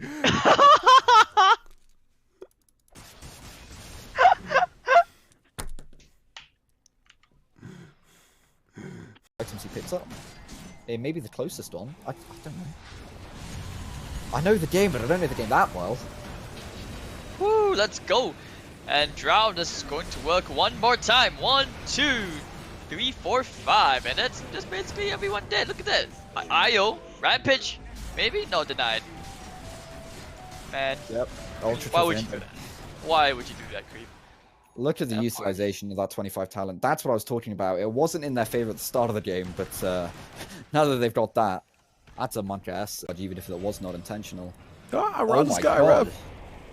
Rupture coming out of Skyrath. No, but the ultimate! Get him! Maybe with Ah, the stun they as got well! Plus he got, and it's gonna fall! Oh my god. Alright. We gotta go and take down our boss. And I both teams just wanted to picking farm up. here. They want their tier 4 cores. I mean, it makes a lot of sense, right? Yeah. Except Starath Mage. Bit hard. Yeah, we've got a million gold, a million net worth lead from the Radiant at this stage. Try and take this Sven. Could end up in a disaster. So it looks like they might, so we'll transition it down here. Okay, that's not desirable. Oh yeah, you gotta be careful with that. You gotta be really, really careful with that. Oh no, they know they've lost the Terror Blade, so Radiant trying to force a fight here. Troll Warlord pushing in, but he's not going to be able to find anything. This BKB is going to wear off. Looking for the little new bosses. So with this boss, you actually only have to kill one of them. You don't have to kill both. No, you have to kill a specific one. Oh, by the way, take it! As well. Troll Lord or ult, he's not going to be able to fall, but he's disarmed, so he can't get anything off. In the middle, right click the next. Finger. Ooh, that heal! Soon to follow. Nero, stuck in the middle now. He's tanky, but he's not tanky enough. It's Oh, what was that? Oh my god! Wait, did they get it? Who got They that? don't lie. Radiant got the boss. Oh, that is. Oh, that is rough, man. Dude, that was actually. No, it's a 1 versus 1. That's the problem. He has to fight against the Skyriff, but he just used his Omni Slash. Why would you use your Omni Slash right before a duel? Yeah. I like how he's even just waiting there. Scarf is like, come at me. It's fine. Well, he needs to wait now because Omni Slash is on cooldown. Ultimates do not get refreshed. Are you serious? You're gonna disconnect, and I'm gonna disqualify everybody in this game. Oh my god! Because the Skyriff was disconnected! The Juggernaut now counts as having won the duel! Wait, are you for real? Yes! Oh my god, what the So the limit has been extended. I told you there was a chance! I think they will find Peacemaker. Yep, they do find the Spirit Breaker. There we go, 96 to 98. And they have to back off. Here comes the Shiva's got to get the vision now. Gets the double stun. Beautiful stun from the Nyx. And there comes the comeback. It's 98 to 98, 99 to 99. With 100, and they will force the final duel. Team-wide, what a perfect timing. They could not have asked for a better fight. That was beautiful, that double stun as well. And they picked off the Barret at the start, so there was no bashes to deal with. Cat to make Max fat. And spam this wiener to make Neil a wiener. Oh yeah, you gotta spam the wiener to make Nail a winner. Wiener. Alright, Lifestealer versus Juggernaut. Can you do it? Omni Slash. It does actually a good amount of damage. See, this is what I meant, but it's not gonna be enough. It is! Oh my fucking god!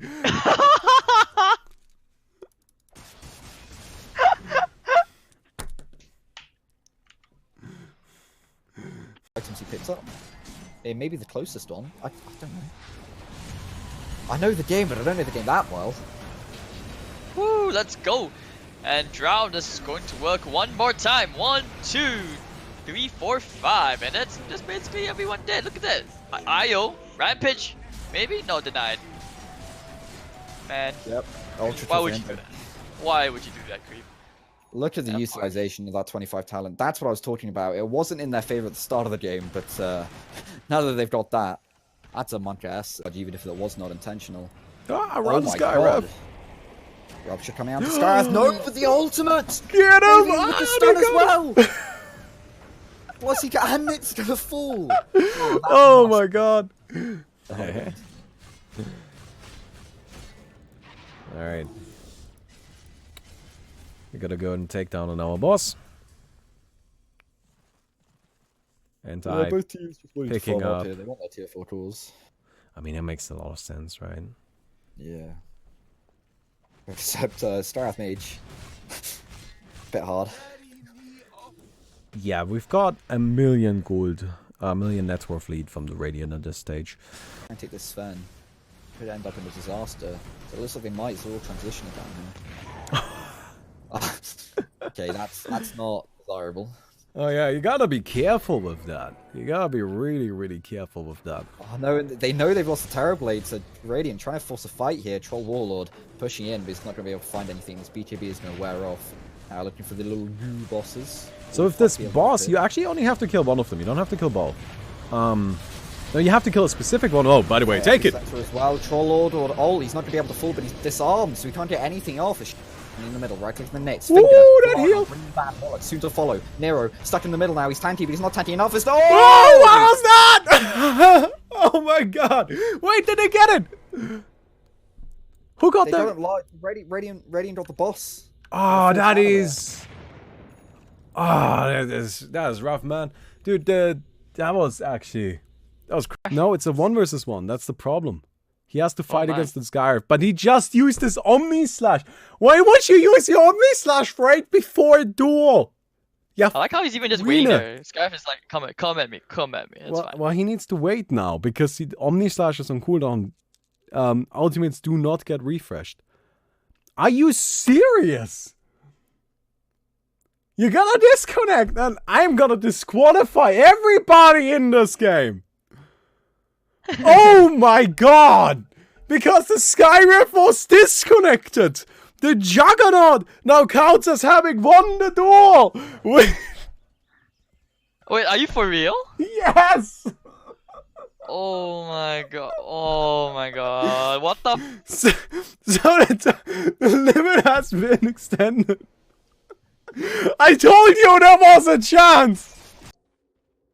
I think they will find Peacemaker. Yep, they do find the Spirit Breaker. There we go, 96 to 98. Really, and they have to back off. Here comes the Shiva's got to get the vision. Now gets the double stun. Beautiful stun from the Nyx. And there comes the comeback. It's 98 to 98, 99 to 99. With 100, and they will force the final duel.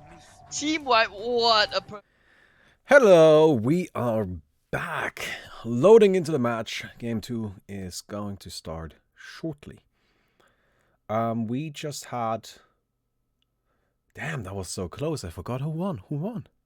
Was it Way to Death? It was Way to Death who won, right? Way to Death. It was Way to Death. Yeah, Not Yet Dead was in control the whole first half of the game, and then Way to Death just eventually came online, traded well with bosses, and managed to squeeze out a final duel. That was... Oh my god, those duels were so insane. Yeah, that was a crazy game. And, well, let's see if Game 2 can keep up. Although, admittedly, they might be asking for a bit much. Well, we're probably going to see just a great Game 2 anyway. Oh, yeah. So, how much do you want to bet that in the second tier of banning, we will see a Treant Protector ban? I think there's no way Treant Protector makes it all the way through the banning phase. There's just... Not all the way through. No, definitely not all the way through. He's getting picked or banned somewhere. Right? Yeah, no. Treant... I don't think he's a first ban. Yeah, neither do I. I think he's like ban number 12. That's where I think Treant gets taken out. He definitely has to be... I mean, here's the thing, right? Like, I really feel like Treant was a big part of that game, right? Shutting down the right-click power, shutting down so much just movement in general. So many things just didn't work properly because the Treant was there. And then also, actually, something I feel like wasn't really brought up, but in a super late game, right, a Treant Protector actually had his E maxed out and had... the fully maxed out Aghanim's, which means that it's now a big AoE ability. I don't know if you guys actually looked at the values on that ability, but that thing has 17 instances of 400 damage block. Holy crap. I saw him dropping them on the whole tower fields, which I feel like just made them completely... you just don't contest that. So that was definitely, I think, one of the reasons why the Radiant was able to live for so long, because they were quite tanky. So we're gonna see how this game 2 goes, though. In terms of bans, Wraith King being taken out of the pool. We've got Io being taken out of. I'm a bit surprised to see that first ban, Shadow Demon. But Shadow Demon, of course, a strong hero by all means, right? I don't think there's any way you can argue otherwise. So we'll see what Shadow Demon, well, not Shadow Demon, but what will make it past the banning phase instead. It's actually not looking too unlikely that a Lone Druid might make it past it. I believe, wasn't Lone Druid unbanned last game, but also unpicked? Made it through the whole picking phase. We were talking about it. I kind of think that there's just other heroes that are way more important to first pick. And both teams drafted their 2 first picks that made teams that Lone Druid just didn't fit in. Yeah. So then didn't get picked. I kind of think that was the case. That makes a lot of sense. But that also kind of like then, you know, asks the question, should Lone Druid be first picked?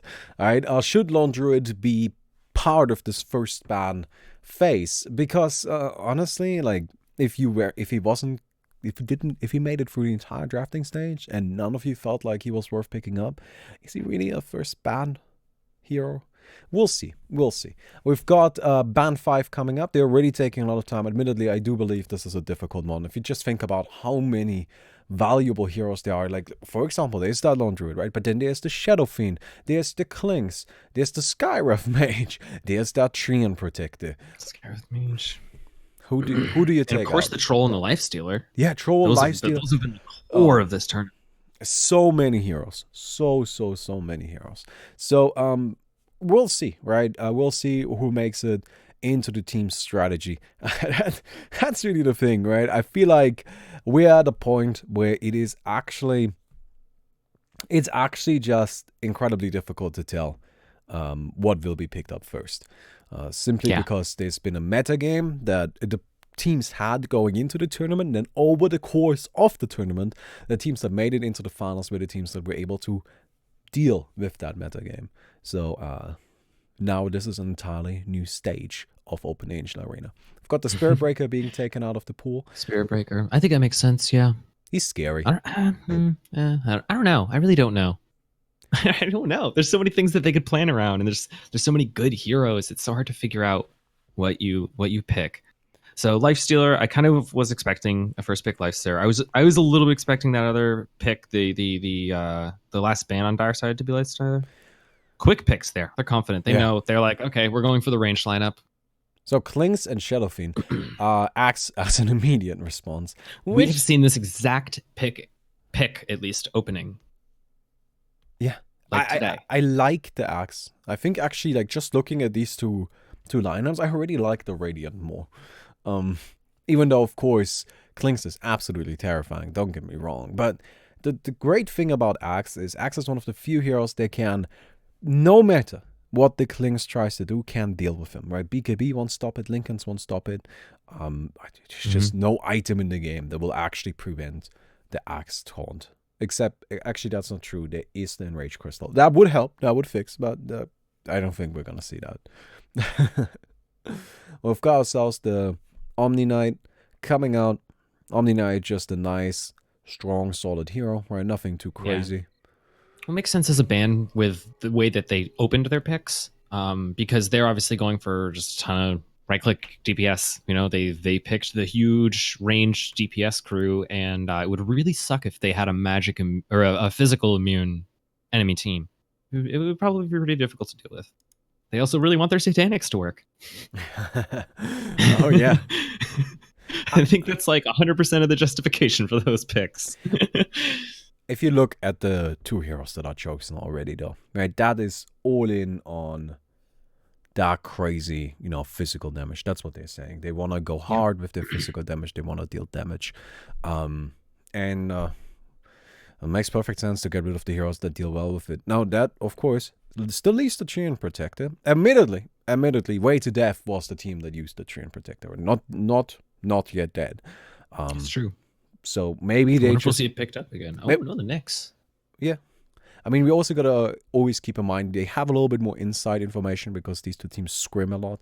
So maybe not yet dead. Maybe not yet dead just doesn't like Treant Protector, or they just don't feel comfortable playing him. And that's why Way to Death feels like they don't need to worry too much about it. Chatterjee. Yay. That is such a tanky lineup on the Radiant right now. Look at those heroes. Timbersaw. Oh, I Pick like Timbersaw. it. Do it. I think he would fit great as well. You know, you've got your Disable already. You need some... admittedly, I feel like Timbersaw might be farming a little bit too much, but... That's true. We'll see. It needs to be a slightly more support role than we've seen Timbersaw in, because you already have a 2 farming core. The Dire team needs to draft pretty much strictly a roaming lineup around this, because even having 2 farming core is kind of greedy in this metagame. You usually have like 1.5, you know?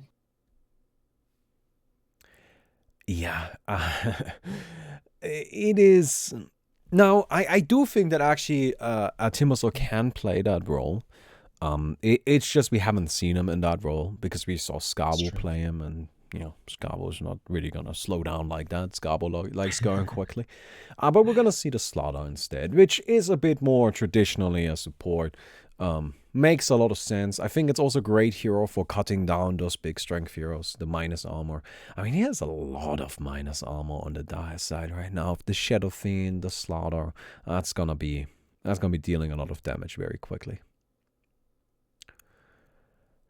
I do. Yeah, it'd be interesting if they wrapped up the team with like Avenge or something like that.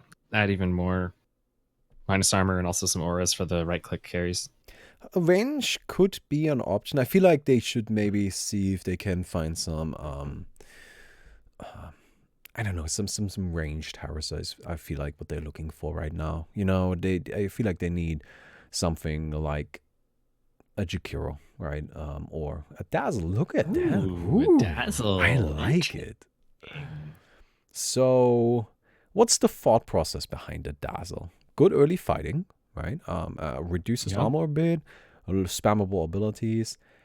Very good Aghanim's effect with the Shadow Grave. I suppose that would be the plan. Spam Shadow Grave, keep your team alive. Cooldown reduction with fantastic OAA active items, and just removing a lot of the burst potential from the crazy right click lineup.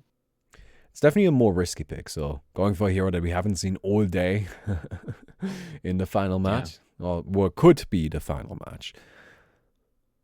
I'm excited. We'll see how this plays out. Another pretty aggressive hero, though. Admittedly, I feel like the Axe and the Lifestealer are the 2 farmers right now, so they could even take another support if they wanted to. I think they will. I think this is the 1.5 core that I was kind of talking about. Like Lifestealer is obviously core farming, and then Axe I think will be a little bit half and half. Like I suspect right at level 1 he's going to start out farming, but he'll probably train like kind of go in between farming and roaming. You know, if a fight ever takes place near him, he's going to dive at it instead of avoiding it like most carries do. Now, Dazzle does have some weaknesses, all right? Mostly he is not a hero that deals well with actually being targeted. Dazzle is great if he just gets to sit in the back and spam his heal and all of that stuff. But as soon as a Dazzle actually gets attacked, he needs to spend so many resources on keeping himself alive that he doesn't contribute much to the team anymore. So we'll see how exactly this goes. I think Dazzle might actually like. There gotta be some cheese they have in mind, right? There's some nonsense going on over there. There we go. Look at that Meshrock. That is some nonsense. I'm telling you, something is going on over there. Now I do something I want to point out really quick. I'm a little surprised to see the Nyx here. Nyx is not good against Lifestealer. Just kind of a little bit of a weird choice because it was picked after the Lifestealer as well, right? But Lifestealer just rages through anything the Nyx does. Admittedly, the Nyx is pretty good against Lifestealer, which funnily enough was picked after the Nyx. So, who knows, right? Nyx is also pretty solid against Chatterjee, I feel. Just a good hero. We also saw Pertzel, I believe, play him earlier to great success. One of the biggest strengths of Nyx Assassin, of course, the ability to just sit on a capture point and just sit there and just say, all right, guys, I'm here. All right? Like, I'm going to be defending this position for as long as I possibly can. Yeah, he's super good at that. I think there's a tree. Nice. They love this tree. It's the 3rd game in a row that they've picked it. Yeah. Yeah. Treant, of course. There's no reason to change it up now, right? Yeah, I'm actually surprised to not see the Treant last banned by Not Yet Dead. Instead, they chose to ban Abaddon. I think that's interesting. I definitely would have been advocating for a tree ban there. But we'll see another tree game. We'll see if the tree can go 3 for 3. He's won his first 2 games that he's played in. Oh, he definitely did. Well, this is gonna be an interesting match. We'll see how this all goes.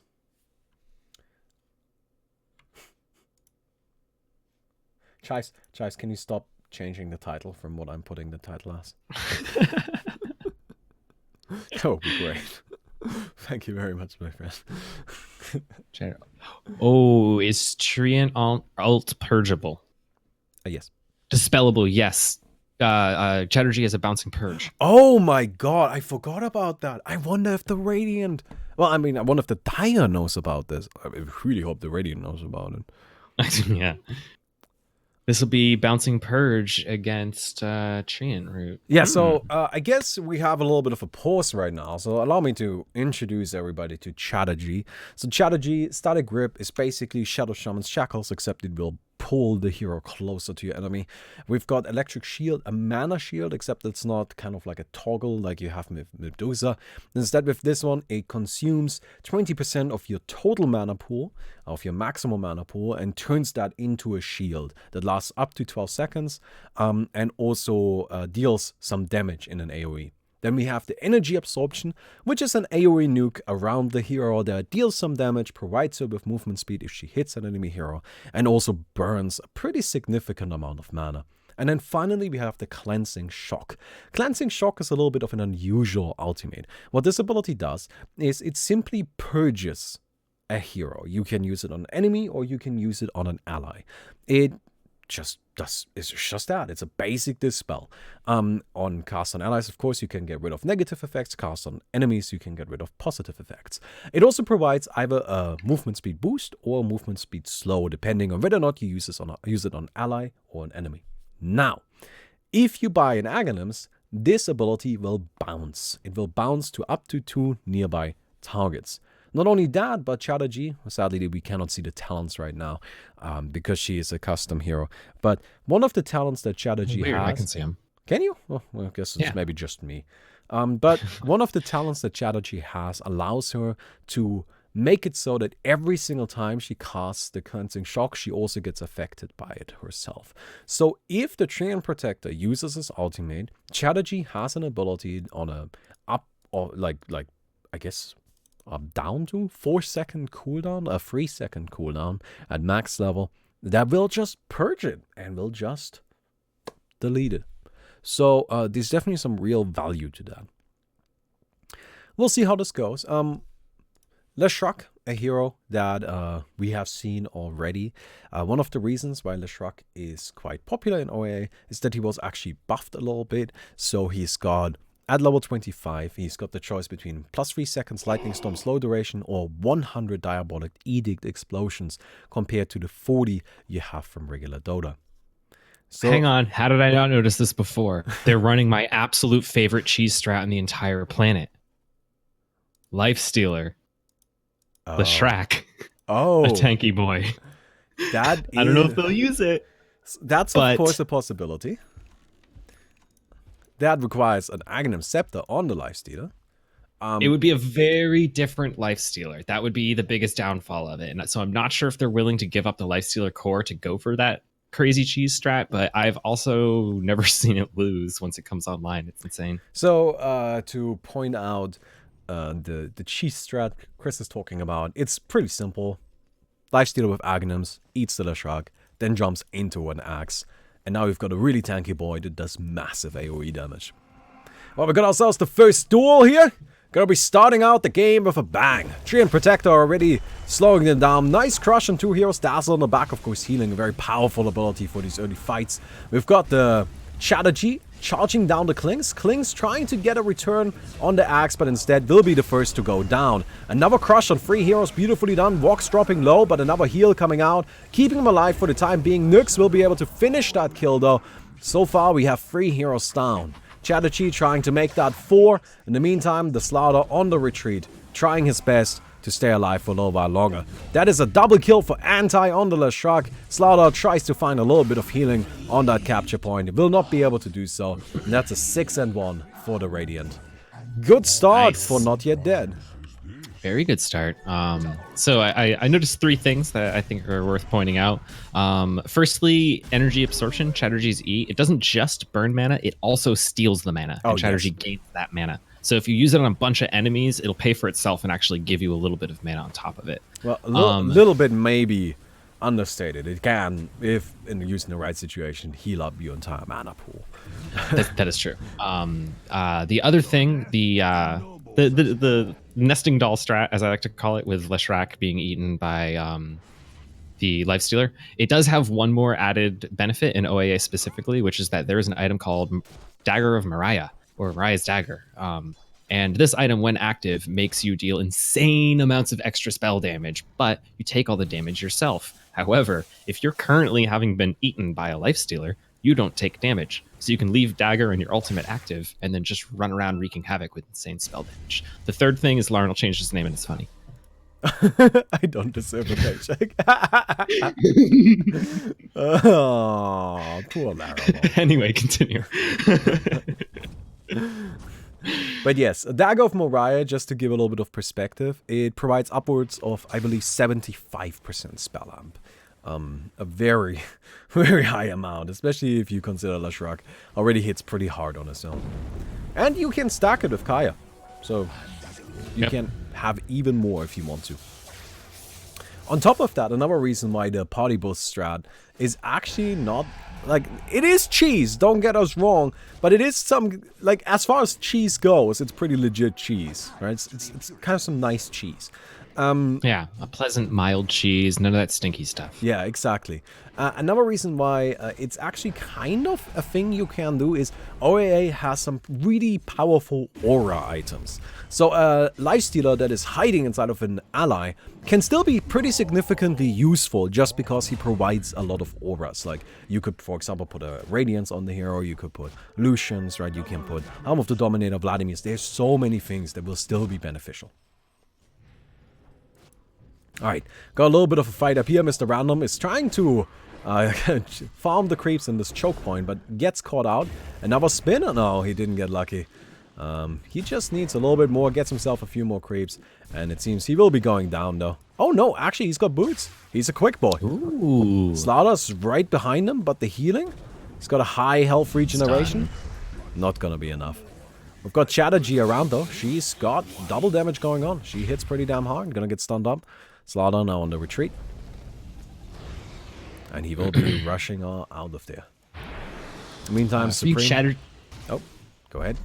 For you Chatterjee players out there, a really important thing to when playing the hero is that's really great about it is you can activate Electric Shield while channeling, and it doesn't interrupt the channel, so you can activate it while you're static. Yeah. And it's a great way to deal a lot of damage as well. The hero isn't exactly the highest DPS, especially towards the later stages of the game.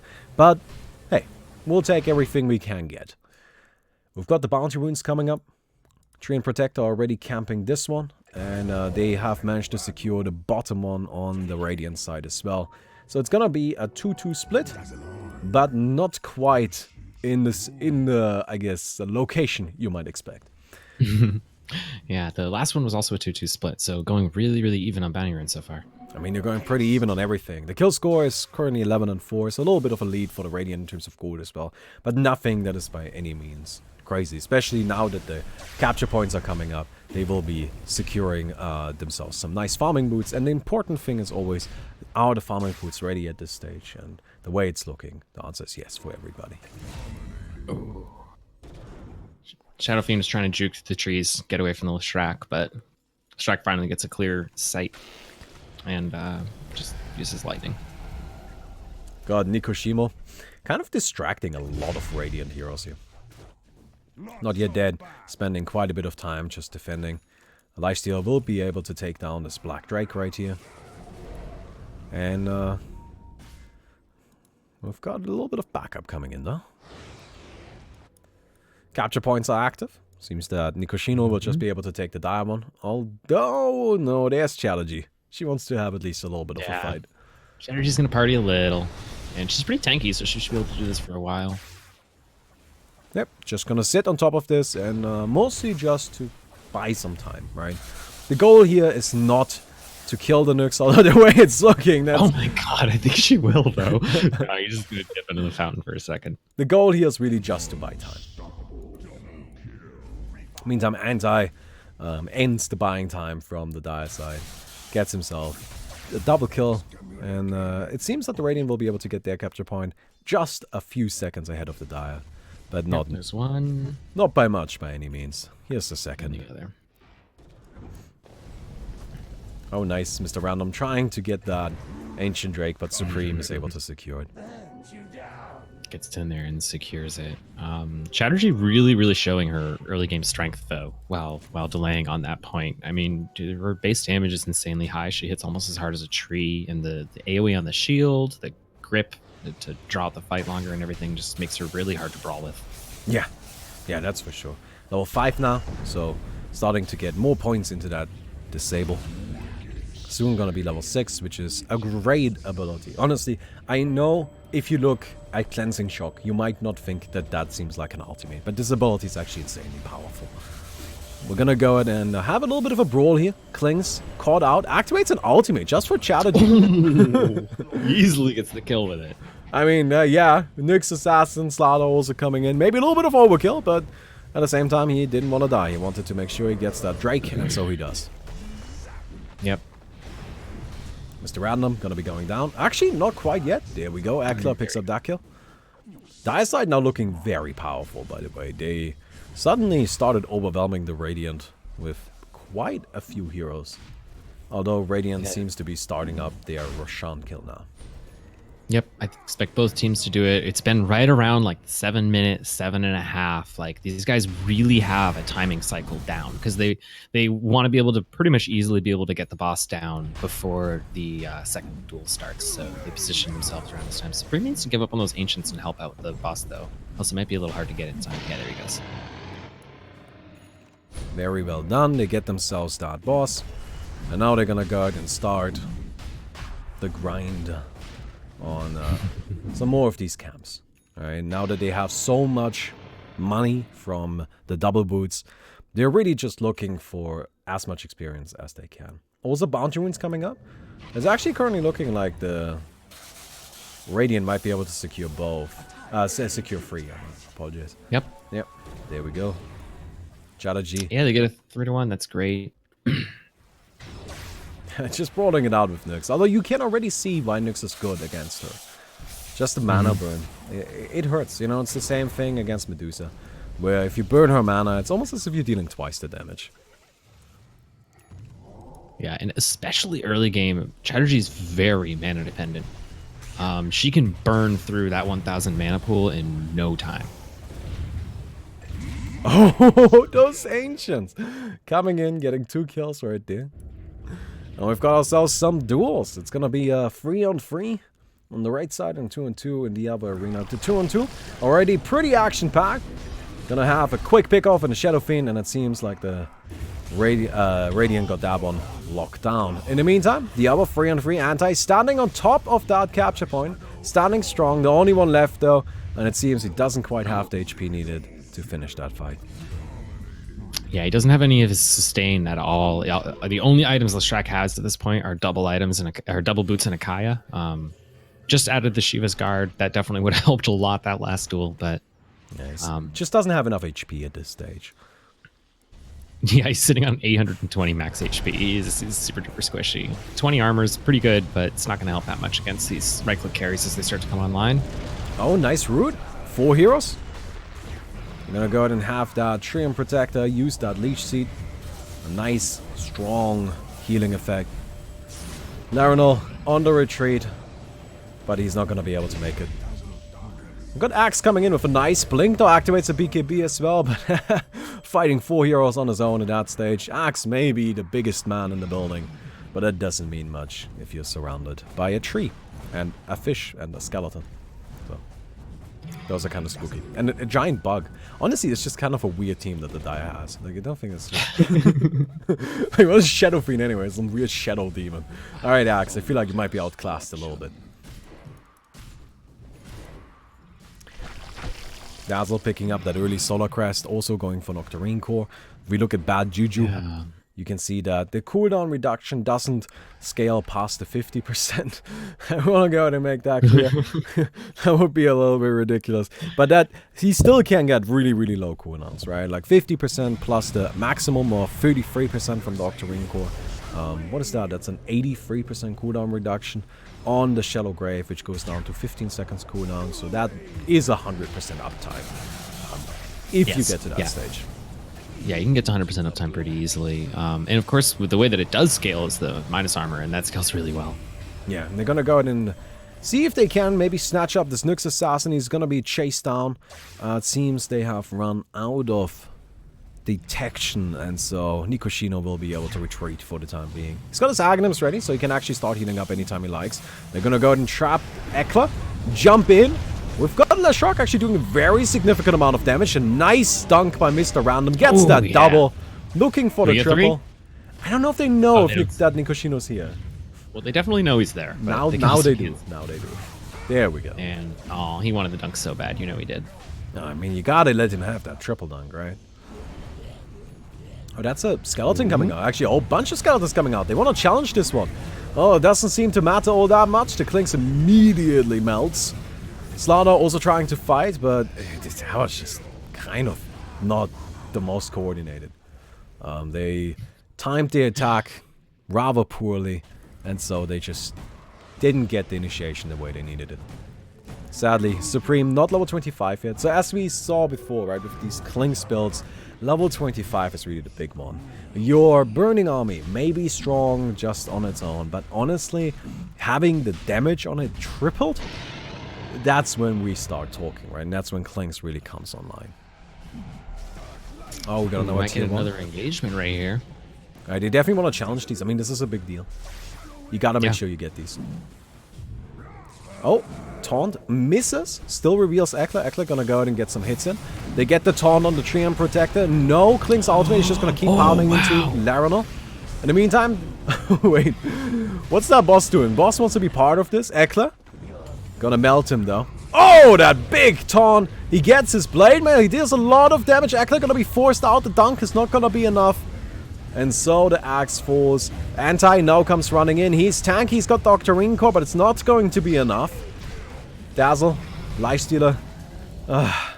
None of them are going to be enough to take this.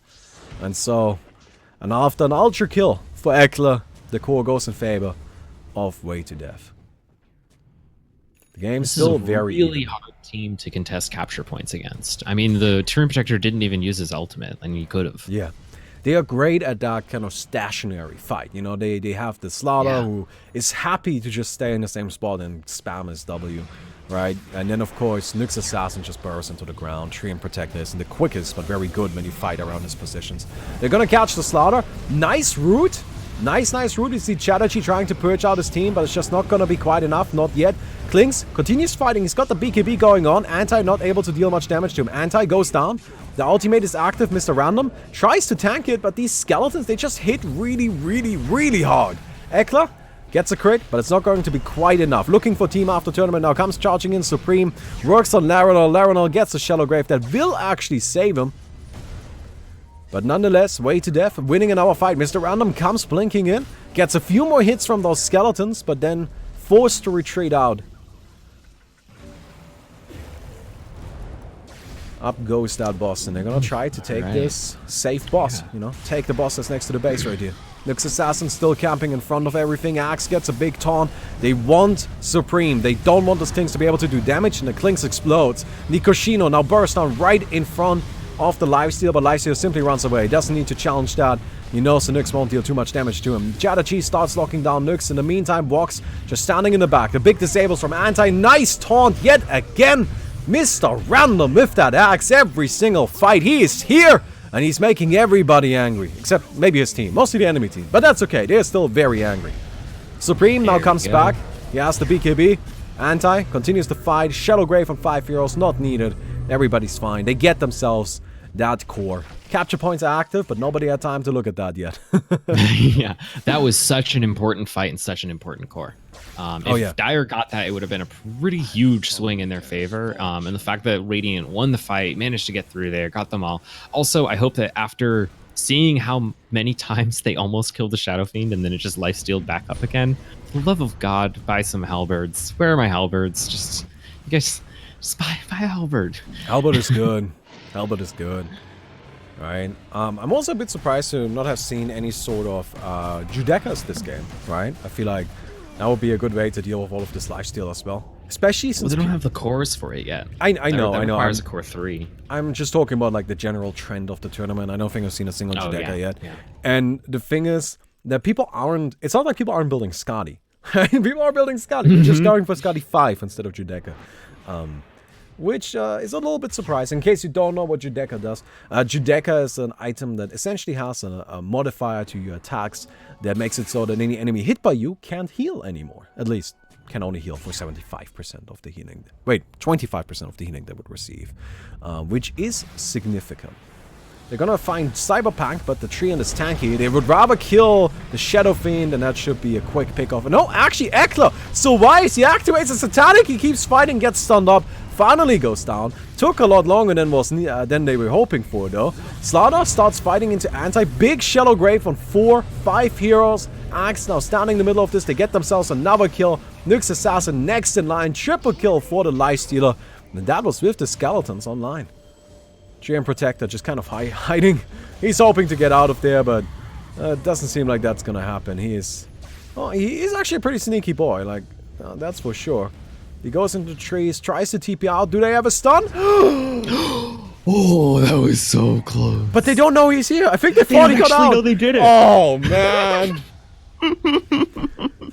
That's a big oof, you know? Like, they actually got the play, but then didn't know that they did. Oh no, they could actually see that he got away. Well, with the ward afterwards. Yeah. Alright, Nikoshino comes in. Seems that the axe is gonna be up here. Supreme just standing up in the corner trying to do damage. He's actually doing a very good job at it, but now he's gonna be forced to rotate around. In the meantime, the lifesteal dropping low. Oh, that Shallow Grave actually came in handy. It's not gonna save him for long though. Eckler now pounding into Mr. Random. Eckler almost level 25, so that's gonna be the big point. Walk's gonna be going down to the Shadow Fiend as well. We have Nyx Assassin working on Anti. Anti gets melted by that 1000 damage mana burn. In the other arena, we have Chatterjee going up against Slaughter. A match that I think is very much in favor of the Slaughter, I would guess. Slaughter. But so far, it's actually pretty even. Yeah, but Chatterjee runs out of mana here. Yeah. And Well, she can buy a little bit of distance. Gonna run away for a second. Get stunned up again, and oh yeah, that's a series of stuns. And down she goes. She actually killed herself. what? She dropped the heart in her backpack to reduce her HP to die. What? I'm not shading. How? Like, What? Yeah, that's what happened. That's why she died so quickly towards the end. She actually had more HP left. It's not that the Slaughter has any crits. Like he doesn't have any way to burst like it did. What happened is that a Chatterjee put the heart into her backpack to reduce her HP pool to die quicker. Now you tell me why. Yeah, but that's what happened. I suppose maybe she was worried about like the whole, you know, having the heroes with the what are they called? Tranquil boots running around farming up money. You know, wanted to avoid that situation. Yep. It could be the thought process. Not really sure. Talking more about healing reduction, I'm also super duper surprised, far more surprised than Bladed Judeka, that we haven't seen any spirit vessels. Oh yeah, I like Spirit Vessel a lot. It's very powerful. I'm surprised that we haven't seen it. It's actually ridiculously strong. You know, it prevents the healing that keeps all these right-click satanic-based units alive. If you put a spirit vessel on them, like they're still gonna heal, but they're not gonna heal nearly as much. They're gonna instantly go to full HP like you see currently. So we now have the big build online, right? Which is the Shadow Fiend level 25 and the Kling's level 25. Oh, what are you doing? Mr. Random taunts the bosses. He's gonna be beaten up for it. Boss jumps in. Oh no, Mr. Random, you asked for it. No. You asked for that one, my friend. You taunt the bosses, you get the bosses. Oh, that was not a great initiation. Not the kind of fight that you want to be picking, that is for sure. They are gonna be rotating in to take down this Alchemist as well. It's actually a pretty big kill if they can get it. It's an early tier 3 here. And I'm not sure if the Radiant is in a position to defend it. They're definitely coming in. The boss goes see down. it happening. Mr. Random coming in. There's spiders. Spiders do quite a bit of damage. Gonna have a taunt on 3 heroes. In the meantime, the Shadow Fiend already down. Nice stun from the Nyx Assassin, but Anti just standing in the back, spreading that magic damage. Lifestealer gonna start working away at the Nyx. This is exactly why Lifestealer is good against Nyx. And they're gonna go out and get an ultra kill on looking for a team after tournament. And they will also take that tier 3 core. So that's a big swing in favor of the Radiant. They just stole a tier 3 core from the Dire team. That's like a really big deal. I think that was the first tier 3 attempt on the map as well. Yeah, that's definitely the first tier 3 core that's available right now. Yeah, so the Radiant team has the only tier 3 cores entirely because Dire overstepped their bounds a little bit. They got a little cocky about their lead. Well, Radiant, I'm sure, is quite happy about that. And, well, Dire now going to go ahead and start rotating around. You know, they want to go ahead and make sure they have more cores available. They want to get more bosses. We have Supreme just kind of in the back, chilling. Gonna be getting ready for the next fight. It's a Lifestealer inside of that axe. I like that. They've been doing that a lot, you know, actually using the Infest to get the Lifestealer into good positions. And, you know, it does a little bit of damage as well. There's a Lycan, Lucius Longclaw. It's kind of waiting to be fought. Summons the walls, Lifestealer pops out, and they stop working at it. Dire's not in the area. I wonder if the Radiant knows. No. No, the Radiant doesn't know. But they must have a guess. Alright, they must have at least an idea. On the other hand... Dire does know about the Radiant's positioning. Yeah, the Dire does.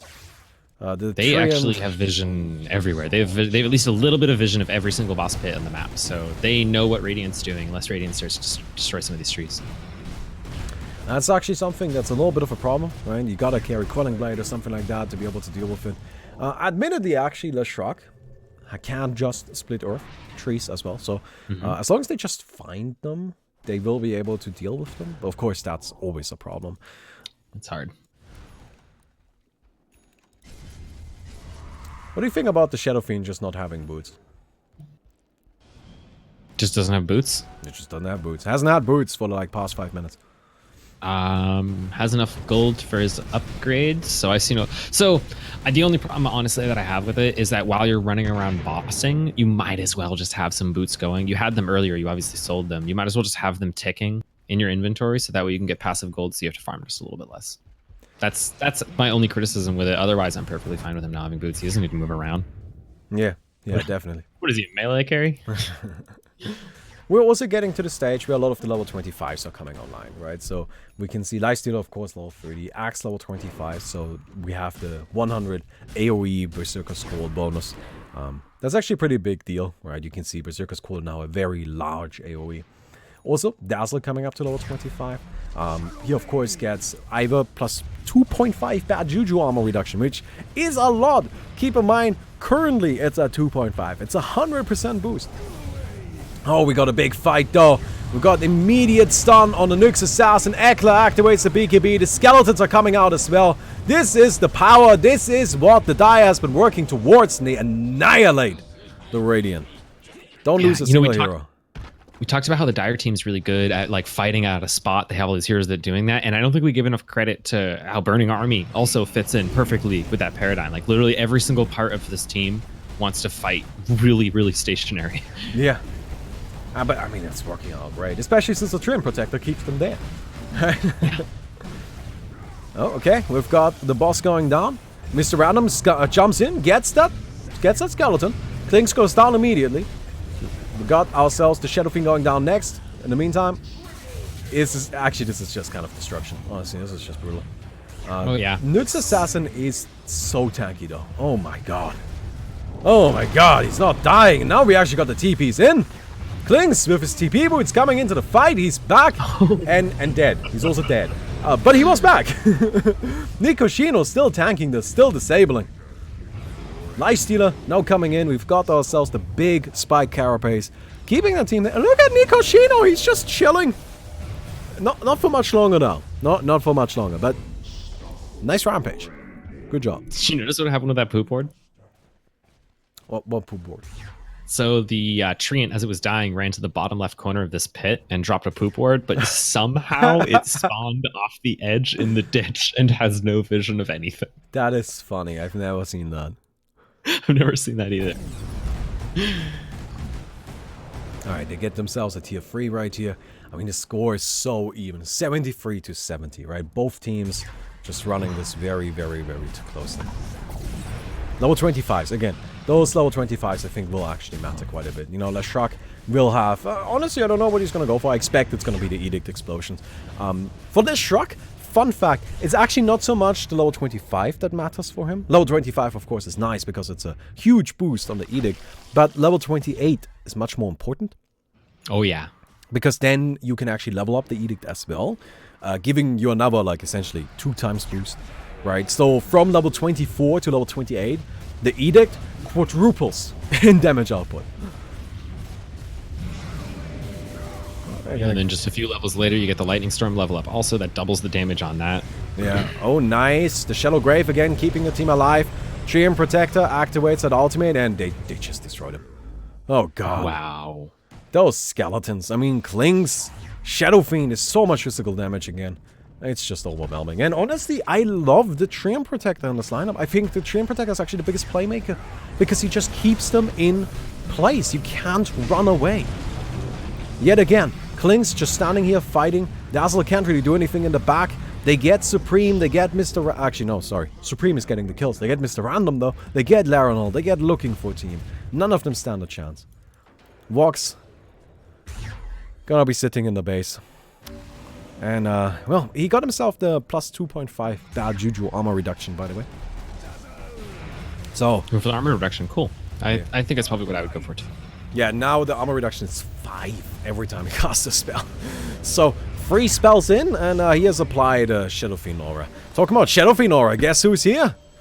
Supreme gonna be running in. Shadow Fiend is here too. Nice Blink Call! Gets 4 heroes immediately attacking the axe. Mr. Random goes down though. They just don't have the survivability they need. Anti, still standing. He's trying to fight, but he's gonna be melted. Edict! Oh my god, Edict!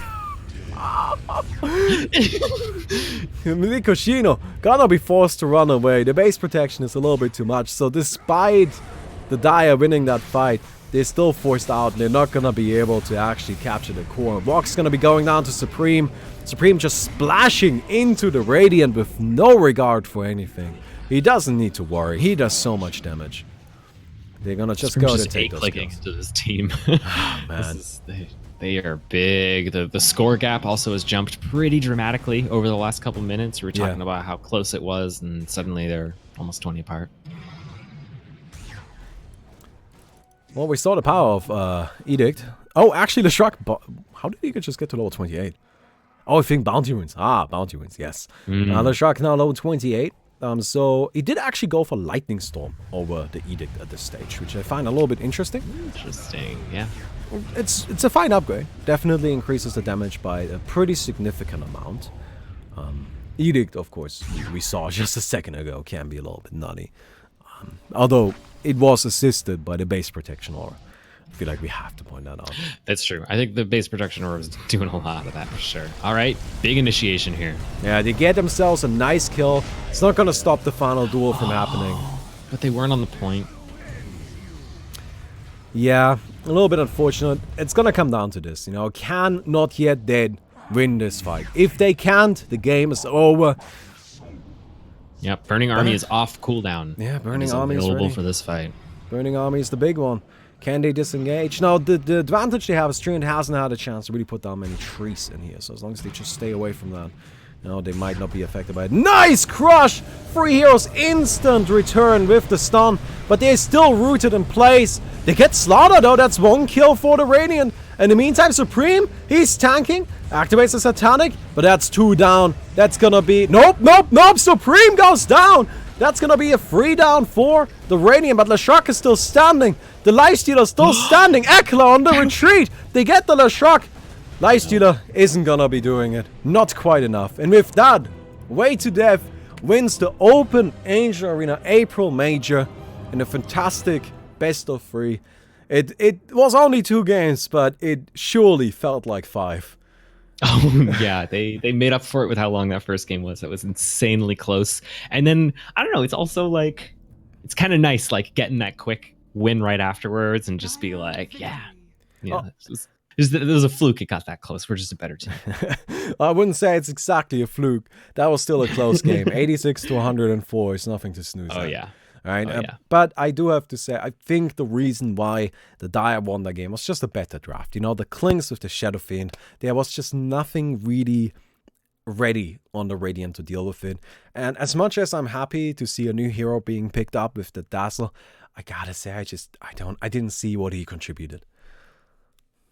Yeah, especially when you look at the other, new hero added to the draft at the last minute, which was Treant, and we could just see time after time after time after time how much he was contributing. It was just obvious play after play that hero was making a huge difference, and then it literally won 3 games in a row. Yeah. And then, you add in the Dazzle, and sadly, we just didn't see that same thing. Well, Not Yet Dead gonna be taking a well-earned second place, and Way to Death, your champion for the April Major. I think we had a really good, really fun tournament. And with that, we're done for today.